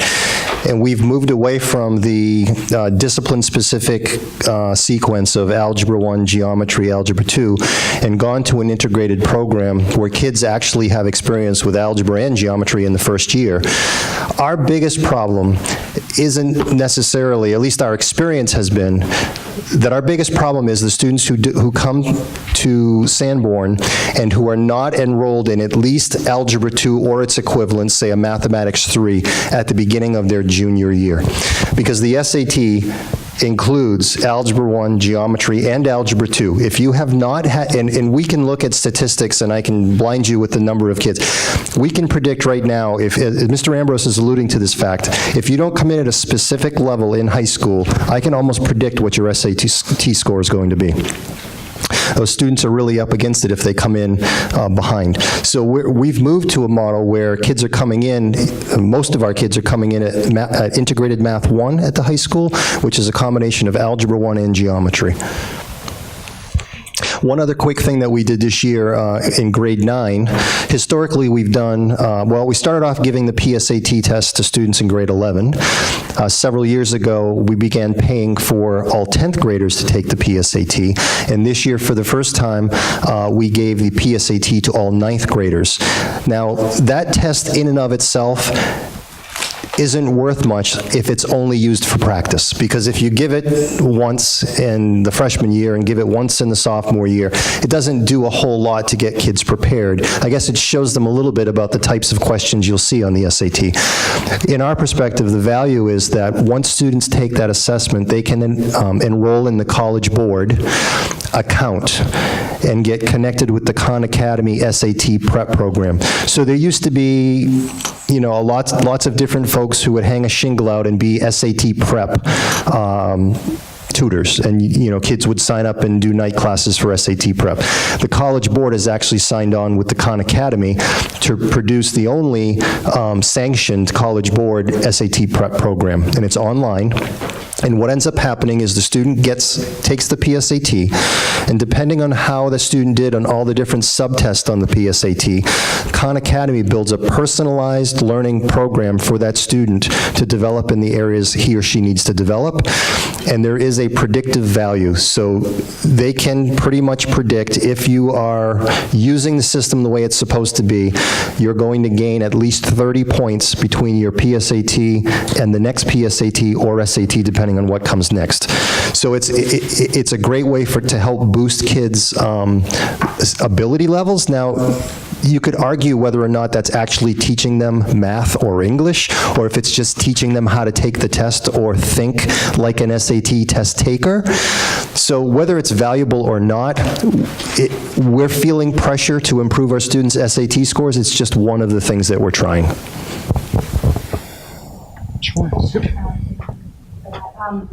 Related to the work that you're doing with identifying the definition of success and then the data that you're going to use to measure, is that district-wide, so all the way down to, I'd just be interested to know, because that's one of the things that we're looking at as well, whether we're using ELA and then we have Smarter Balance, and what's the best metric, and certainly would be interested in myself and nodding to know where you guys go with that, because we may have ideas that we haven't considered. So we would be happy to share with you. We're going to work to draft our process will be to draft a statement. It's basically a vision statement. Share it with all of our teachers for them to review in PLCs and give feedback via a Google survey. So we'll give them probably a month to do that, and then that will come back and we'll review it, craft it again, and then I'm going to go to 4 staff meetings, one at each building, and share it and say, did I get it right? Can you give me some, 90% of communication is nonverbal. So I want to kind of sit with them and make sure that it feels okay. And then it will go to the community through another Google survey of saying, this is kind of what the schools come up with. What are your thoughts and feelings? And then it will come back to the ISA committee, which is our Excellence in Student Achievement Committee, and then it will come to the school board for approval. So I'm happy to share it with you at any stages. I mean, we're a team, right? We want you folks to feel completely comfortable sharing resources with us and working as a group to do whatever we can. So anything we're working on that you'd like to see, happy to help. Okay? Thank you, Mr. Tamel. Thank you. Superintendent search. How's that going? Oh, I'm sorry. I'm sorry, Karen. I'm sorry, I'd raised my hand before, but then I just waited, but that's okay. We're still sort of on the topic. So I actually wanted to just say something which is purely my opinion, and I will own that right now. When we were talking about graduation rates, but it ties into testing and the charts we saw with college. So one of the main jobs I think that schools have to do, and it starts in early elementary, but it becomes more critical in high school, is, to me, the number one job of schools is to inspire every student to aim higher than they think they can. And as somebody, I'm the youngest of 6 kids. I am the first person in my family in any generation to get a college degree. And I have a master's degree as well.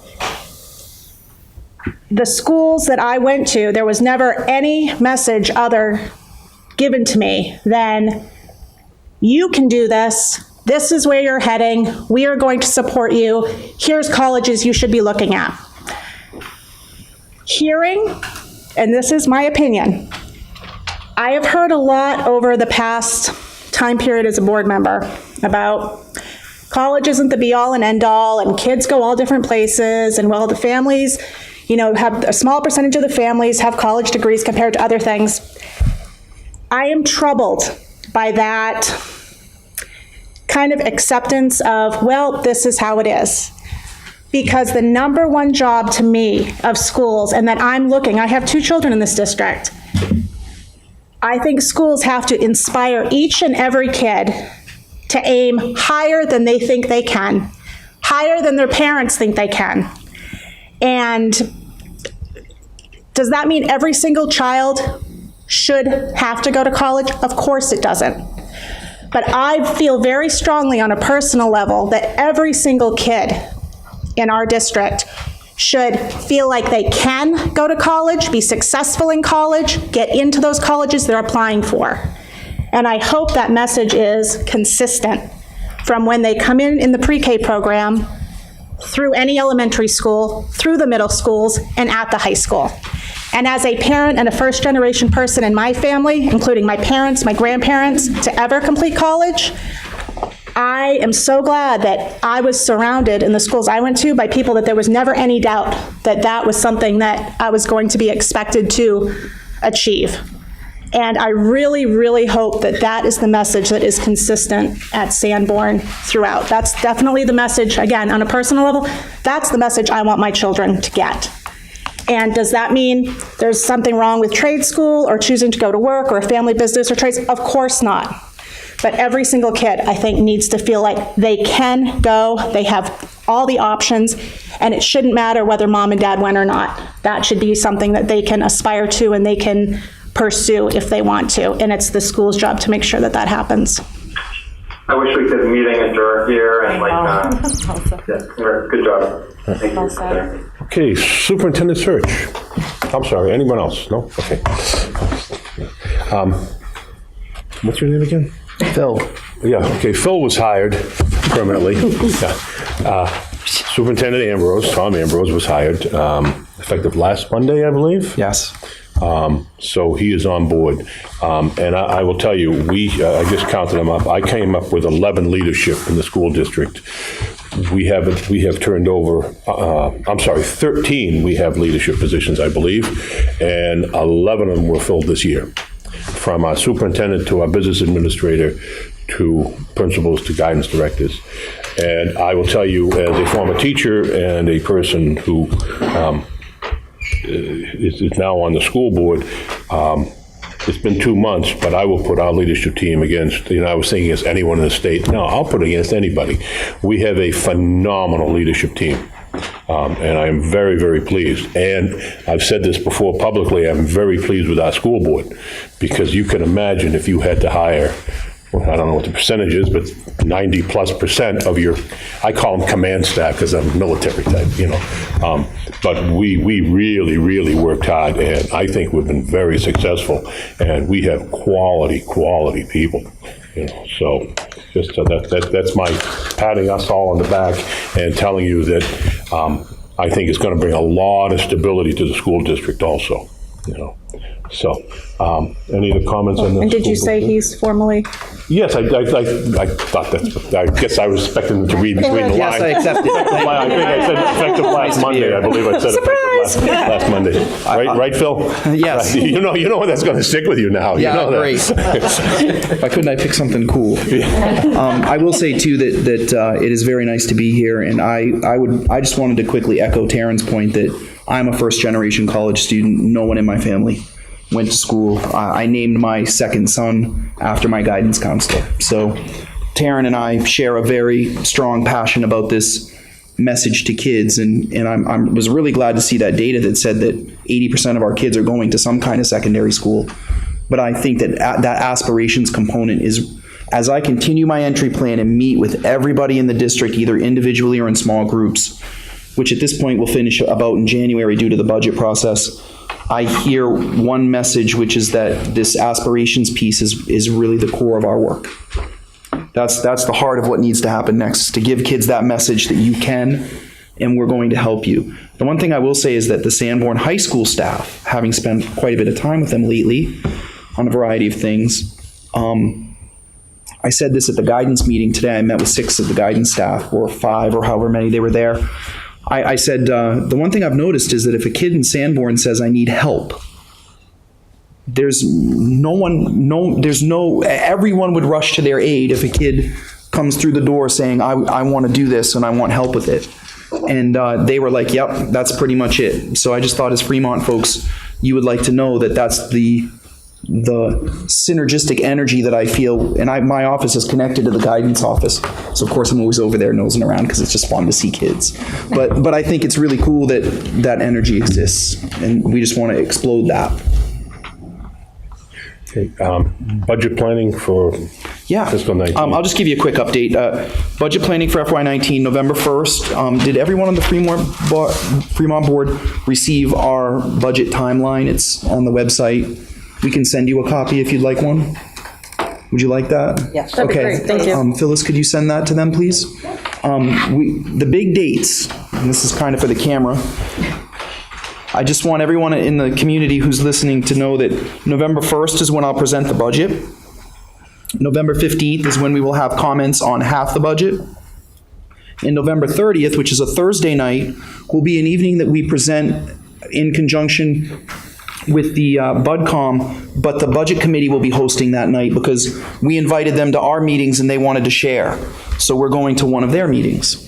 And what will happen is they will get us questions about a week before each presentation. So the November 1st I present, and then on the 8th, folks will get questions to myself and the administration. We'll prepare answers, and then we'll share them on the 15th, and then again on the 30th.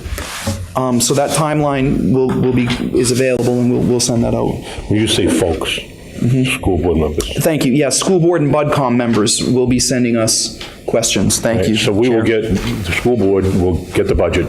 We'll go over the budget. Questions we have, we send to him. We'll respond, and then we submit with the Budget Committee. So if you want to be here on the 1st, that's when he'll be presenting the budget. Then the 8th, we'll be sending information. He'll be answering those questions. And then Thursday, on the 30th, we'll be with them. It's a little bit different from what we're used to doing. I spent 15 years on the town budget, I'm selectman also, and I've been on the Budget Committee. I was a selectman's rep, so I've tweaked it a little bit. We were going to go line by line, but with a $34 million budget versus a $5 million budget, we felt it'd be a lot easier if we gave it to the school board members, and then they could go through and come up with their questions. And is it contract as well? Pardon? There'll be a contract. No negotiations this year with teachers. That it'll happen next year for the following year. We have a 2-year agreement. Yeah, it passed last year. It's a 3-year contract. Right, and I believe 2-year contract. 2-year contract. Okay, I'm sorry. The 3rd year will start to be a new contract. Last year, we passed a support contract and the teacher's contract. They were both Can we stagger that? We used to. They tried to. Normally. But what happened, we missed a couple of the contracts didn't pass. Okay. So the teacher's contract didn't pass, and that means the next year it ended up being married at the same year as the support staff, because they were alternate. Okay, thank you. But just a little more work for you. That's all right. It was done out of thoughtful negotiations relative to the Cadillac test. Yeah, that makes sense. Yeah. Okay. And those will be starting at 6 p.m. most likely here? Those meetings? Yeah. Yes, they'll be at 6 p.m. here. And what I've told parents and what I wanted to say tonight is that we really hope that parents will come on the 1st to hear the actual budget presentation by myself and the administrators, because that just prevents hearsay. Because I think that the hearsay is the most damaging thing that can occur. So I hope folks will join us on November 1st, or at least watch on TV so they hear the actual budget presentation. Please watch it on TV rather than watch it on Facebook. Yeah, absolutely. Okay, curriculum. Oh, I'm sorry, Corey. Yep. Yeah, I just have one quick comment. I apologize for interrupting, Mr. Chairman. It's relative to the cooperative stuff earlier. I double checked, and I apologize and noticed ahead of time. Both of our districts, both Fremont and Sanborn, have adopted policy BJD, which is a cooperative purchasing. So I think we should take advantage of that. Thank you. Thanks, Corey. Sorry, yeah. Can I ask one question relative to budget before you move on, sir? Go ahead. Yeah. I know last year you had a few warrant articles pertinent to facility type things. At this point, do you have any anticipation of utilizing warrant articles? Not at this point. That's something that, once we get the budget together, we will be looking at Be about any pulling needed stuff warrant out if articles. needed. Okay, all right, thank you. Curriculum. So, again, the Fremont team here put curriculum on there, and I wasn't really exactly sure what you were wondering about, but I assume that some of the answers probably came out through the math conversation and the data, but are there any further questions? I mean, we continue to analyze the information that we have about student achievement, and, you know, under my leadership, I will expect, just as Superintendent Hutton said, there's nothing more powerful than the teacher down the hall presenting for each other and working together to solve complicated problems. So I'm hoping that we will continue to tweak our curriculum and align it.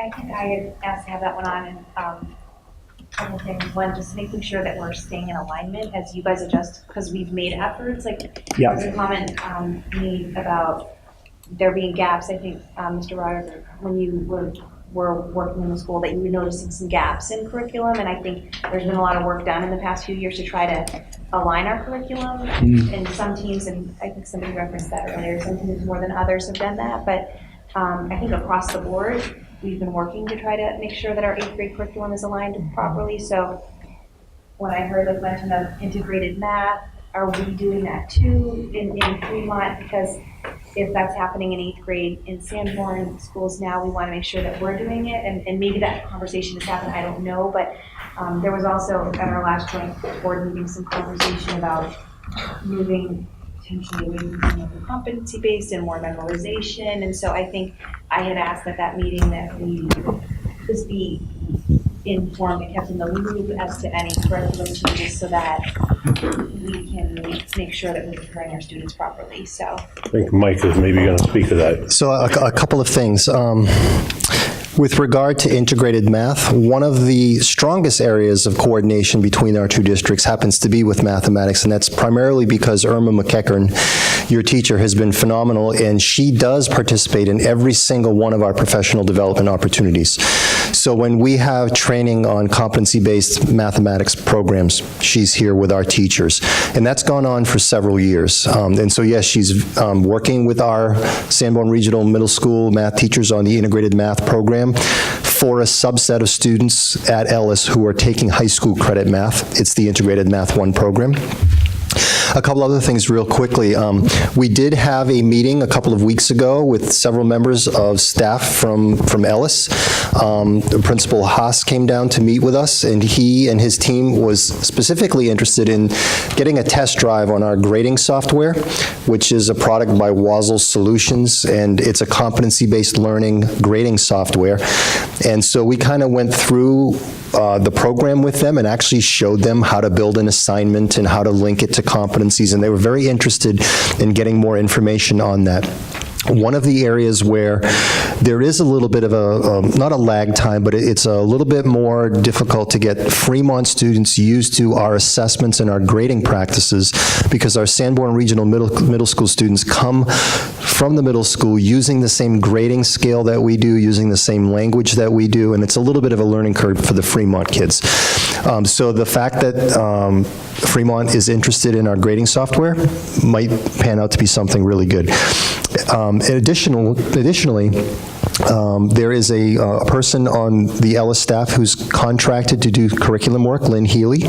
So Lynn has had a couple of meetings with me, and she just had one with me last week, where she came to the high school and we began a conversation around that curriculum integration piece, and it's a process we continue to build on. Okay, so we are making really good progress, and lots of good things are happening. Okay. I would offer one more point on this curriculum piece, having just come out of the role of curriculum director. Mr. Tamel said something that seems simple but is really important, and I'm sure that you would probably agree. Consistency is almost more important than programs. So if he said, consistency in the grading software, consistency in the language, I think it would be great for us to especially get our 6 to 8 and 9 to 12 groups together. Because, the sixth graders, well, I have one at home, seventh grader. It's pretty exciting, but the focus isn't always there. So that consistency builds yes, I'm being polite. The eye rolling is there, but the consistency is not. I would say that as they move forward, if they know the language coming to the high school, that would only help them. So whatever we could do to build that consistency around grading and language would be really beneficial. Speaking as a parent, my 10th grade this year, you help the parents too. Yes. Yes. Curve for us. One of the most interesting bits of our conversation last week between Lynn Healy and myself was I was explaining to her the 4 variables that we look at around competency. And it was the first time anyone had clearly explained to her what the highest level of attainment looks like in a competency-based system. And in order to be at the highest level, you have to have all 4 of those levels. And so we began a conversation around those 4 variables, and she was very interested in going back to Ellis and talking about that with the staff there. And that conversation around grading and assessment and grading scales and performance level indicators, that was something that took our staff in the district a whole year to do. And we put 26 teachers in a room together with myself and a couple other people, and we locked ourselves in for 2 days, and we did nothing but read about grading and assessment and developing performance indicators and levels of performance. And we basically said, we're not leaving this room until we all agree on how this is going to work. So the beauty of that is that we've done all the pain and suffering. And if you can learn a little bit about our process without having to go through that pain and suffering, would be really great. Okay.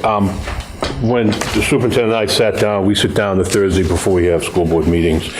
We took the agenda questions you had and moved those to the front. The rest is really Sanborn. You're certainly willing to stay, but I would not be, and I'm sure the other school members, offended if you say, yeah, we're really interested in you, Sanborn, and maybe a couple of us stay, but I know the last meeting, I got up and left, and you continued your meeting, so I won't be, slighted.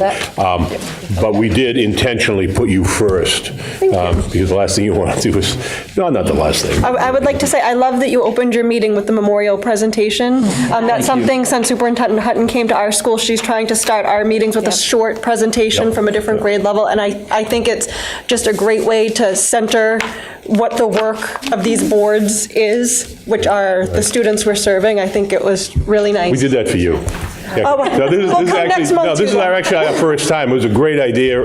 Just Taryn's idea. Came up with that, and the kids come in, and they're all excited. That's good. But anyway, is there anything else that the 2 boards need to discuss? If anybody wants to talk about that's not on?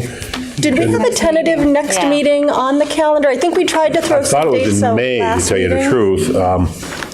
I don't have my calendar for next year. And we don't necessarily need to set it today. I just didn't know if anybody recalled if we had a tentative date. I believe I have it. No recollection of that. I don't have our school calendar. My phone upgraded and it's not working in my calendar. Sorry.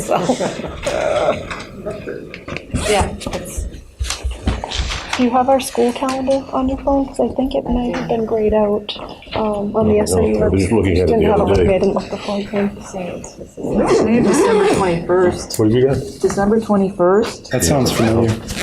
We did talk about doing one around budgeting time because of any changes that would need to be made. I don't have that one on my calendar, though. This one maybe? I'll find it right after you leave. I'll find out and let you know if we had something on the calendar. I think it's far enough out that Superintendent we can Hutton make and I sure we can- save the date. We're going to We are on speed dial now. So. Yeah. That's great. What we like to hear. Thank you for meeting with us. I look forward to working with Superintendent Ambrose and Michelle and the board. Thank you. I think nothing but good can come when people come together. Absolutely. Thank you for being here. It's nice to see you all as a group. We have to adjourn our meeting. Okay. So we'll make a vote. Make a motion to adjourn the Fremont portion of the work meeting. at 8 o'clock. All those in favor? Aye. Thank you. Thank you. Thank you, everyone. I'm motion for a 5-minute break. Second. All in favor? Okay.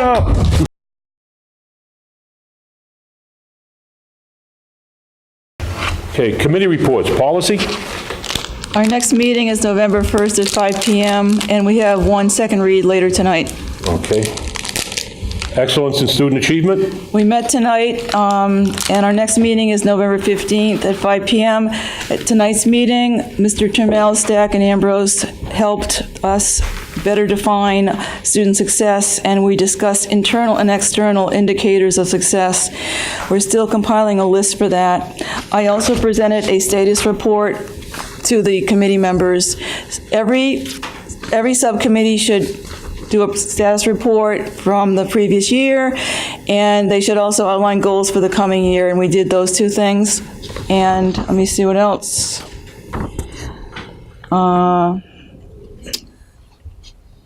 I could say more, but that's about it. Okay. Everything that was said during the presentation we covered tonight in our EISA meeting. Public relations? Public Relations Committee is meeting on Friday at 12:30 in the SAU office. We had a piece in the Carriagetown News, a week ago, 2 weeks ago, and the presentation at the beginning of this meeting came from ideas generated during the Public Relations Committee meeting, as well as having the student-led pledge. So we're going to continue to sally forth with the mission of the Public Relations Committee, which is to promote the district and the community and increase communication. Okay. Some question, Mr. Rogers? Yes. Matt, this is to the board and to all of us here. If I was to go into our Friday Public Relations Subcommittee meeting and ask the subcommittee, which I'm part of, to develop a board meeting scorecard, the board meeting scorecard would be leveraged by the public to evaluate our effectiveness in focusing and staying on task to achieve our school board goals. I envision the scorecard to be simple, to be used as a tool to keep our board working towards achieving our school board goals. Ultimately, this would be a collective scorecard evaluating us all as whole per board meeting. Do you think we support that? I think if you want me to add it to the agenda for the Public Relations meeting on Friday, Corey, I'd be happy to do that. I'll be there Friday. But I think, I'll be there Friday. yeah, so I think that's something we need to discuss at the Public Relations Committee meeting on Friday. Okay. Seminary discussion. The task force met on October 10th, and we reviewed more detailed maintenance costs from Ms. Fruteau, thank you very much, for Chase Fields, Swayze, and the seminary buildings. We revisited the June 1965 Articles of Agreement between Kingston and Newton and agreed that greater clarification is needed on the trustees' role. And lastly, we're awaiting feedback from the full board on the first appraisal. You said the 1965 Articles of Agreement? Yes. Dear God, okay. Okay. Budget? The Budget Committee met October 12th. They reviewed and adopted a budget calendar to work off of. They had some discussion with Michelle, quite an extensive discussion with Michelle, I believe, to review the format that the information would be transmitted to them. They expressed some desire, some specific wishes as to how they would like to have that information and when. And they also went through, or they're going through, I believe they had voted to adopt actually some committee guidelines under which they will work, and future committees will also work. And their next meeting, I believe, is our joint meeting on November 1st. Okay, public comments. Now, please, ladies and gentlemen, as is our custom now, items on public comments should be agenda items. So if anyone has any public comments they'd like to make, please restrict them to agenda items. Come on down. You're the next contestant on The Price is Right.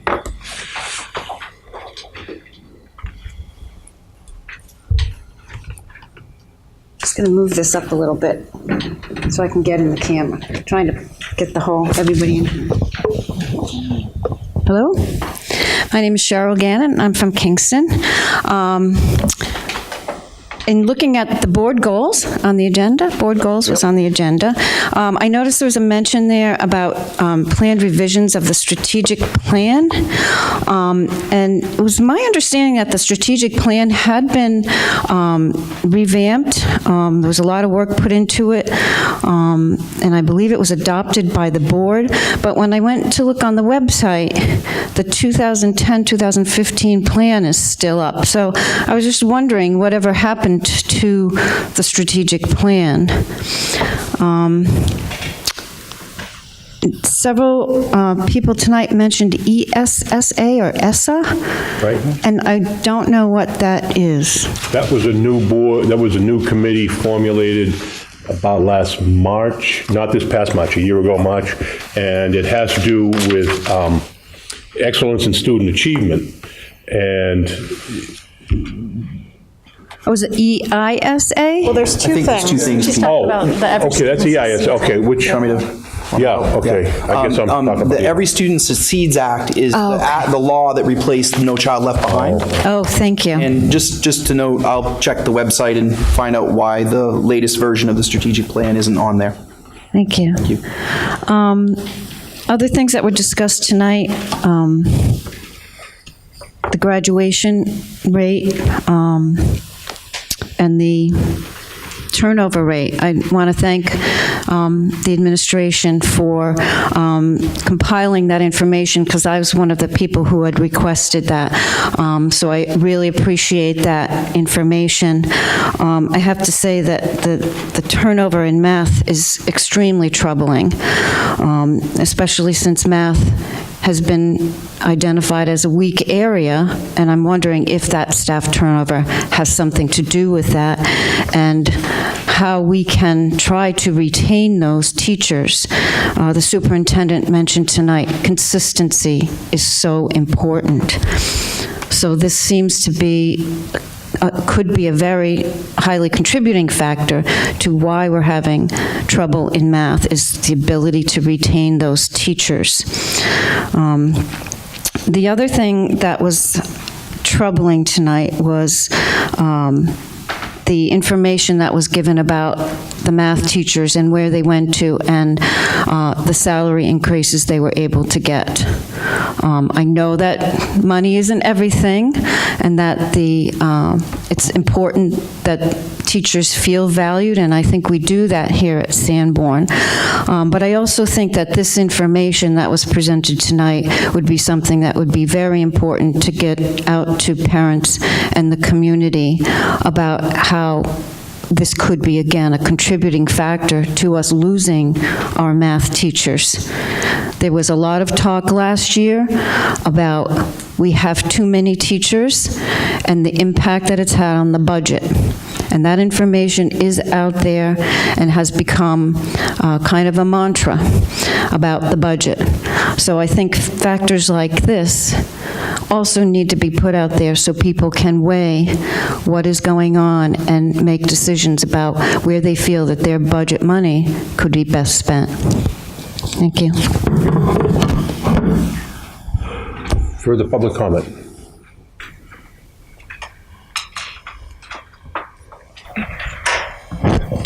Good evening, Mary Sear from Kingston. I just want to formally congratulate and welcome Mr. Ambrose.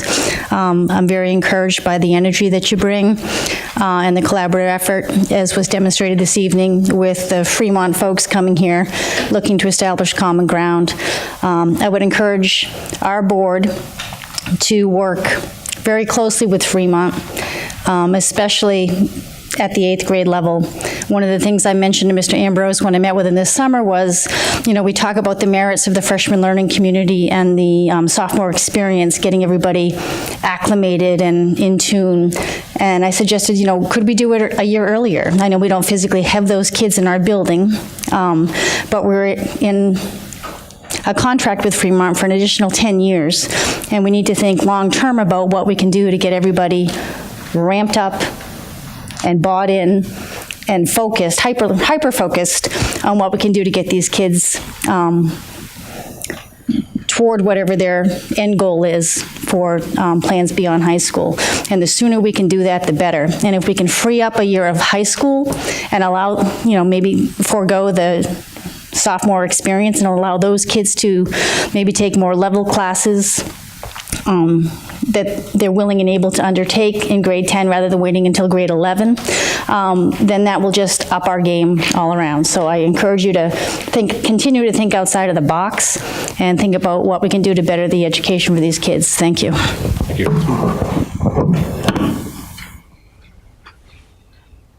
That's it. Okay, old business. Oh, Darren has a question. Oh, I'm sorry.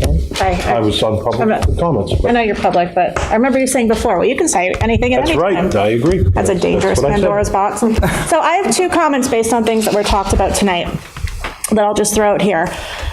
One, pursuant to competency-based grading, there was discussion tonight. I know there's a lot of controversy about competency-based grading, and I won't weigh in on that. But there was discussion tonight when the administrators were here about that teachers are very comfortable with it and they really understand what's going on, and Sanborn trains other districts. I'm going to throw a little bit of cold water on that as somebody who has been in the district for quite a while with kids going through it, that the comfort level among staff varies greatly as far as competency-based grading. The turnover doesn't help. And I think the school district has done a really good job aligning the report cards and all of those things to competency-based grading.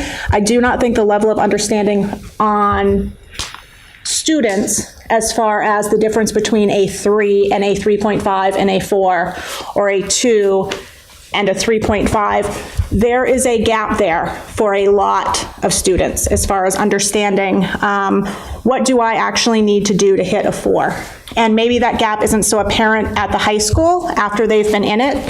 We've got high school students here, maybe the, juniors and seniors understand that. I can tell you for younger students, competency-based grading can look very much like regular grading when the default is a 2.5 or a 3, and kids really don't understand how to get to the 4. So that's one comment I will make as a school board person and a parent. The other thing that, now I've lost my train of thought. This is what happens. Well, it couldn't have been that important if I can't even remember what it was. Never mind. Carry on. Bring it up when you... No, carry on. Okay. Okay, school board, finalized list of school board goals. This is under old business.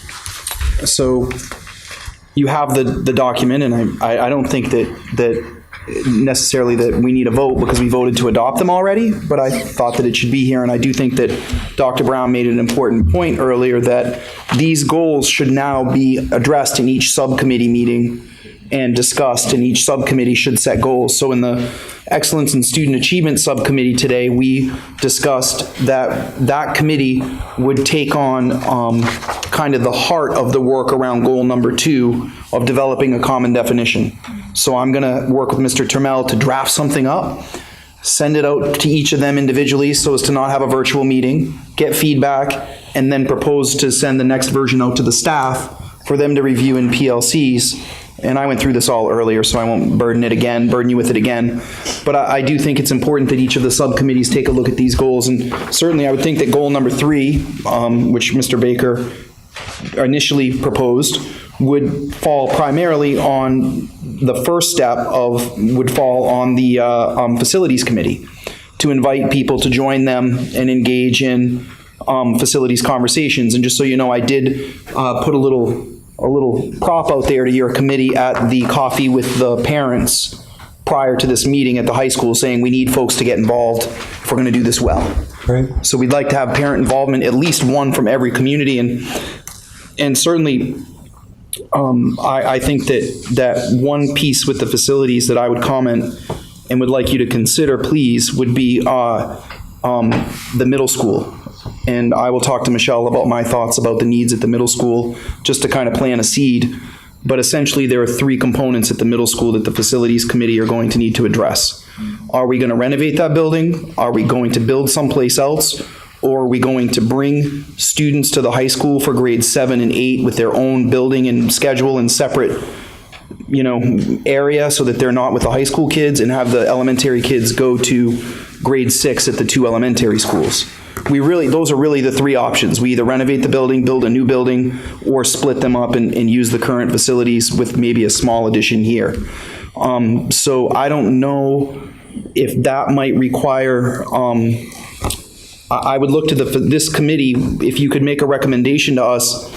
It would probably not be a bad idea to bring NASDAQ in and have them do a study for us. So we would need to get an estimate of what that would cost, and do a study on just our population enrollments type of study. That could also give that committee some feedback, very similar to the way that we would do an estimate for a major repair.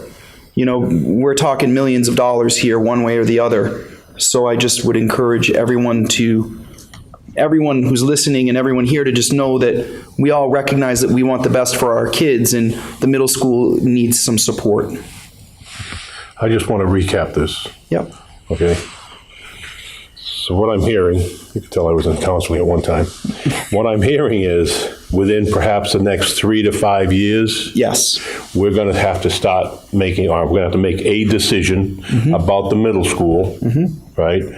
In the next 3 to 5 years. Yes. And it appears that we've got 3 options now. We may have others to come down the road. That A, build a new one. Yep. Rehab the one that's there. Yep. Or possibly work something where some of the students, all the students, we don't know, is 3 to 5 years out, folks. Come to the high school. Right? Thank you. I unfortunately am a person who reads, I don't read the Facebook, my wife does for me, but please, we are not getting rid of the middle school, moving the middle school. We're looking at, we know something down the road has to be done. We are barely taking the first step, ladies and gentlemen, so please. I can just see the community now not hearing what we're actually saying. Okay? Any questions on this? I have a comment. Yeah. On the planning and working with the advisory committee that we talked about forming, I think it's really important that we reach out to people with experience, specific experience, and the ability to help us who have building experience, especially commercial buildings, that can bring that point of view to the table. That would be great. So anybody in the community that has that's interested in working on that with us, please get in touch with Pete Broderick. Or me. Yeah. And I will refer you to the superintendent. or the superintendent, and let them know of your interest so we can follow up with you. Thank you. And Jim, what is your email address again? J. Baker. Good luck finding me. Karen. I just remember what I was going to say before. Ah, there we go. Throw it in. So, sorry, it fled out of my mind for a minute. Rewind, when they were talking about it's so hard to hire math and science teachers, they're called the critical shortage list. The Department of Ed puts one out every year. High school math and science are on it every year, along with several other things, special ed, et cetera, which the administration said. I realize this is not a contract year, but one thing that other districts do as part of their contract is they authorized teachers that are on the critical shortage list to be hired a certain number of steps above what a regular teacher would be. That is happening at districts right around us. I know because I work for one of them. Okay. So that is, when we're talking about thinking outside the box, I know Pam's always trying to think of different ways. How can we think outside the box to do this? This is within the box, but is something that should be on the radar for down the road. If this is going to continue to be an issue for positions that are going to continue to be on the critical shortage list, it's something that we should probably think about when that time comes. I know what's happened in the past is that, they come in with how many years experience you have teaching. But then I believe the school district can still say, based on some work experience you've had, student counselor, camp counselor, something, and they'll give credit to perhaps move a person another step. That's a little more arbitrary than what I'm talking about. Yes, but that also restricts, it helps us as far as any union issues. Then why did you hire this person here and this person But that there? does, that opens a district up to liability depending on, anyways. But as far as positions on the critical shortage list, this is something that's done fairly commonly in this state. And it's something that this should be on our radar when we go into negotiations. We will be looking at that language right away. I did not know that that could be done here. Look at Timberlane's contract. I'll check it out. Thanks for the heads up. Okay, overnight field trip. This is number 7.1. Overnight field trip student council for November 9th, 2017. You want a motion on that, sir? Yes. Okay, anything you want to, well, how about motion first? So moved. Okay. Second. Second. You got Larry on that, Phyllis, and Tammy? Okay, any? I think all the backup information, it's the state fall conference overnight, and we need board approval for an overnight field trip. I don't want to, it's all in here unless you have a question. I just have a question about the funding of it. Yeah. Comes out of the activities fund, is that right? I am actually. Except for one part. Yes, it's the student activities pays for fees and buses. The district pays for the subs. Subs. For the teachers. Okay, so the teachers that go along with this, whether they're full-time teachers or substitute teachers? No, it pays for the professional staff to be with the kids as chaperones. It pays for the substitutes while they're out of the building. Oh, I see. Yeah, we don't send subs on the trip. The subs work in the building. Okay. I can see how that would have been. Thank you. Yep, no problem, Jim. Further discussion? Okay, all in favor? Corey, that's unanimous. Okay, policy, second reads.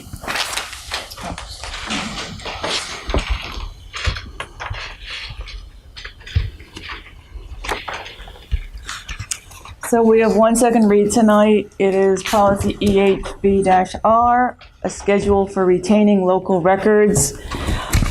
And these are all types of records: student records, employee records, budget and fiscal accounting records. And we did add a couple of paragraphs to the document since the first read. The first paragraph here and the second are from the School Board Association, just indicating that if there's litigation or right-to-know requests that occur, that we do not shred or destroy any documents. We retain the documents until those processes are concluded. So there are time frames for keeping records, but there are extenuating circumstances that might necessitate retaining them. And then also at the very end of the document on page 4, there is some additional regulatory language here, which was in the original of the first reading. And right here, there's a typo. It says EHA, that should be EHB. I had a fun afternoon checking this over, and I found that little typo, so that should be EHB. That's a policy we do have. So could we have a motion to approve, or? I'll make that motion. Second. Further discussion? All in favor? Aye. Unanimous?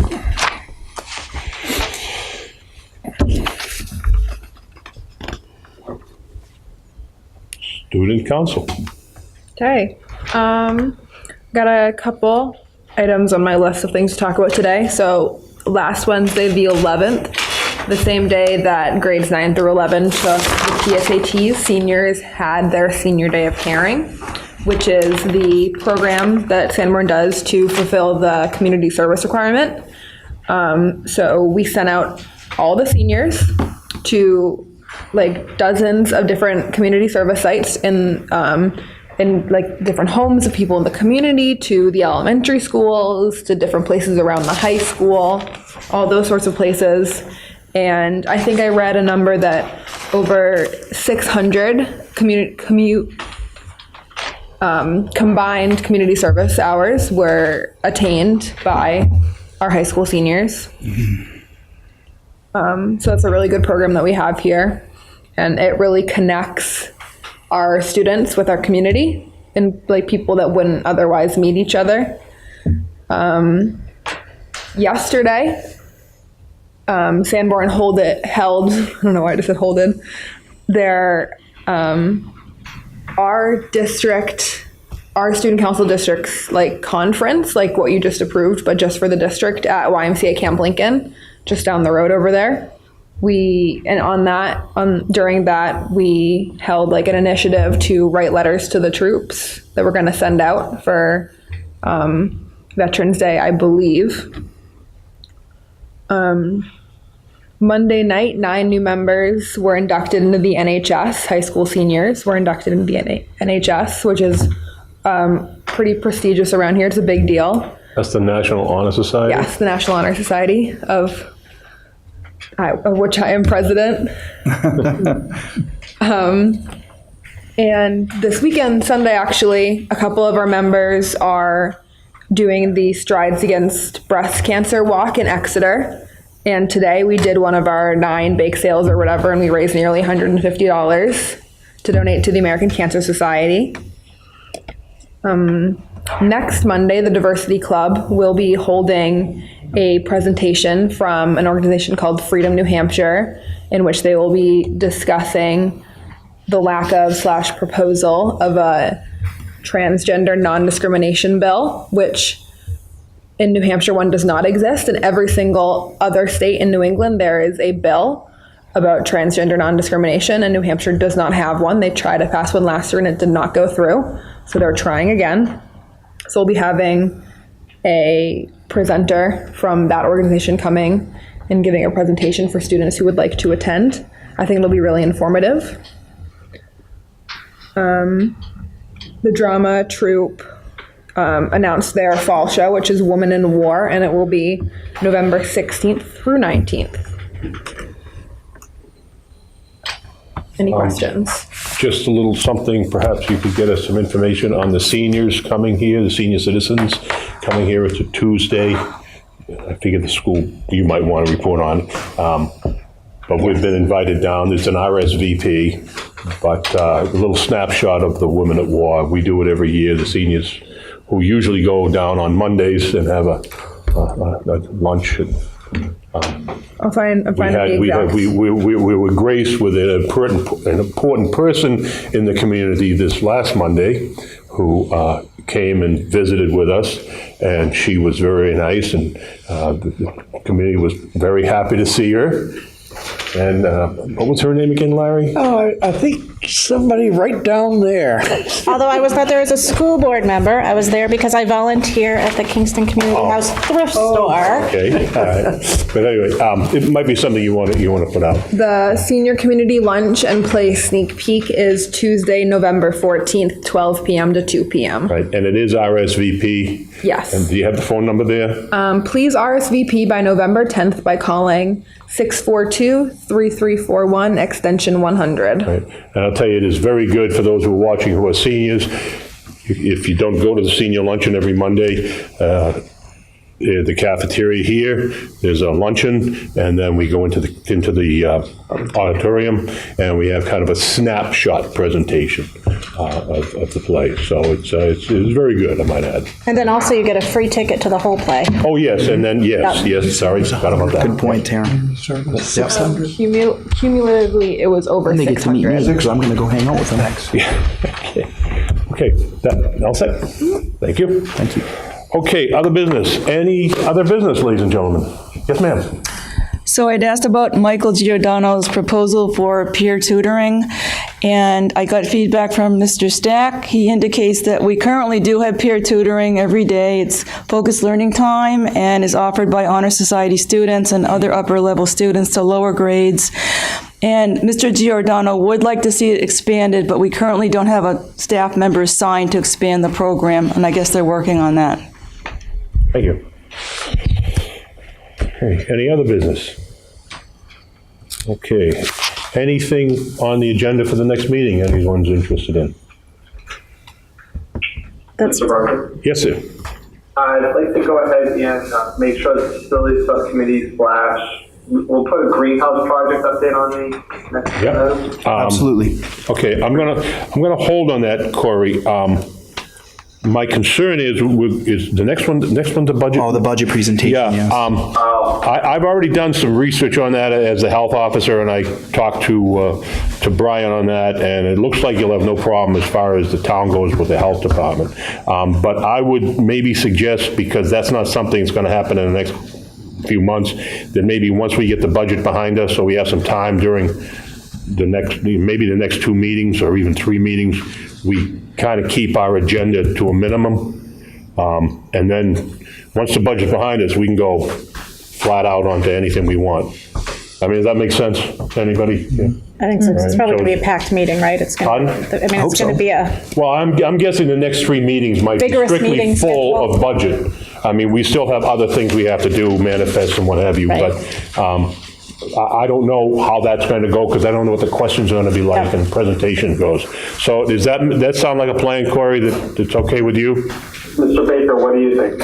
Yeah, I think that makes sense. There's still a lot of numbers that need to be gathered as far as potential costs, and I know people are working on that from Arch Solar, but those numbers will be needed for any fundraising that's done as well, so I don't see any problem with that.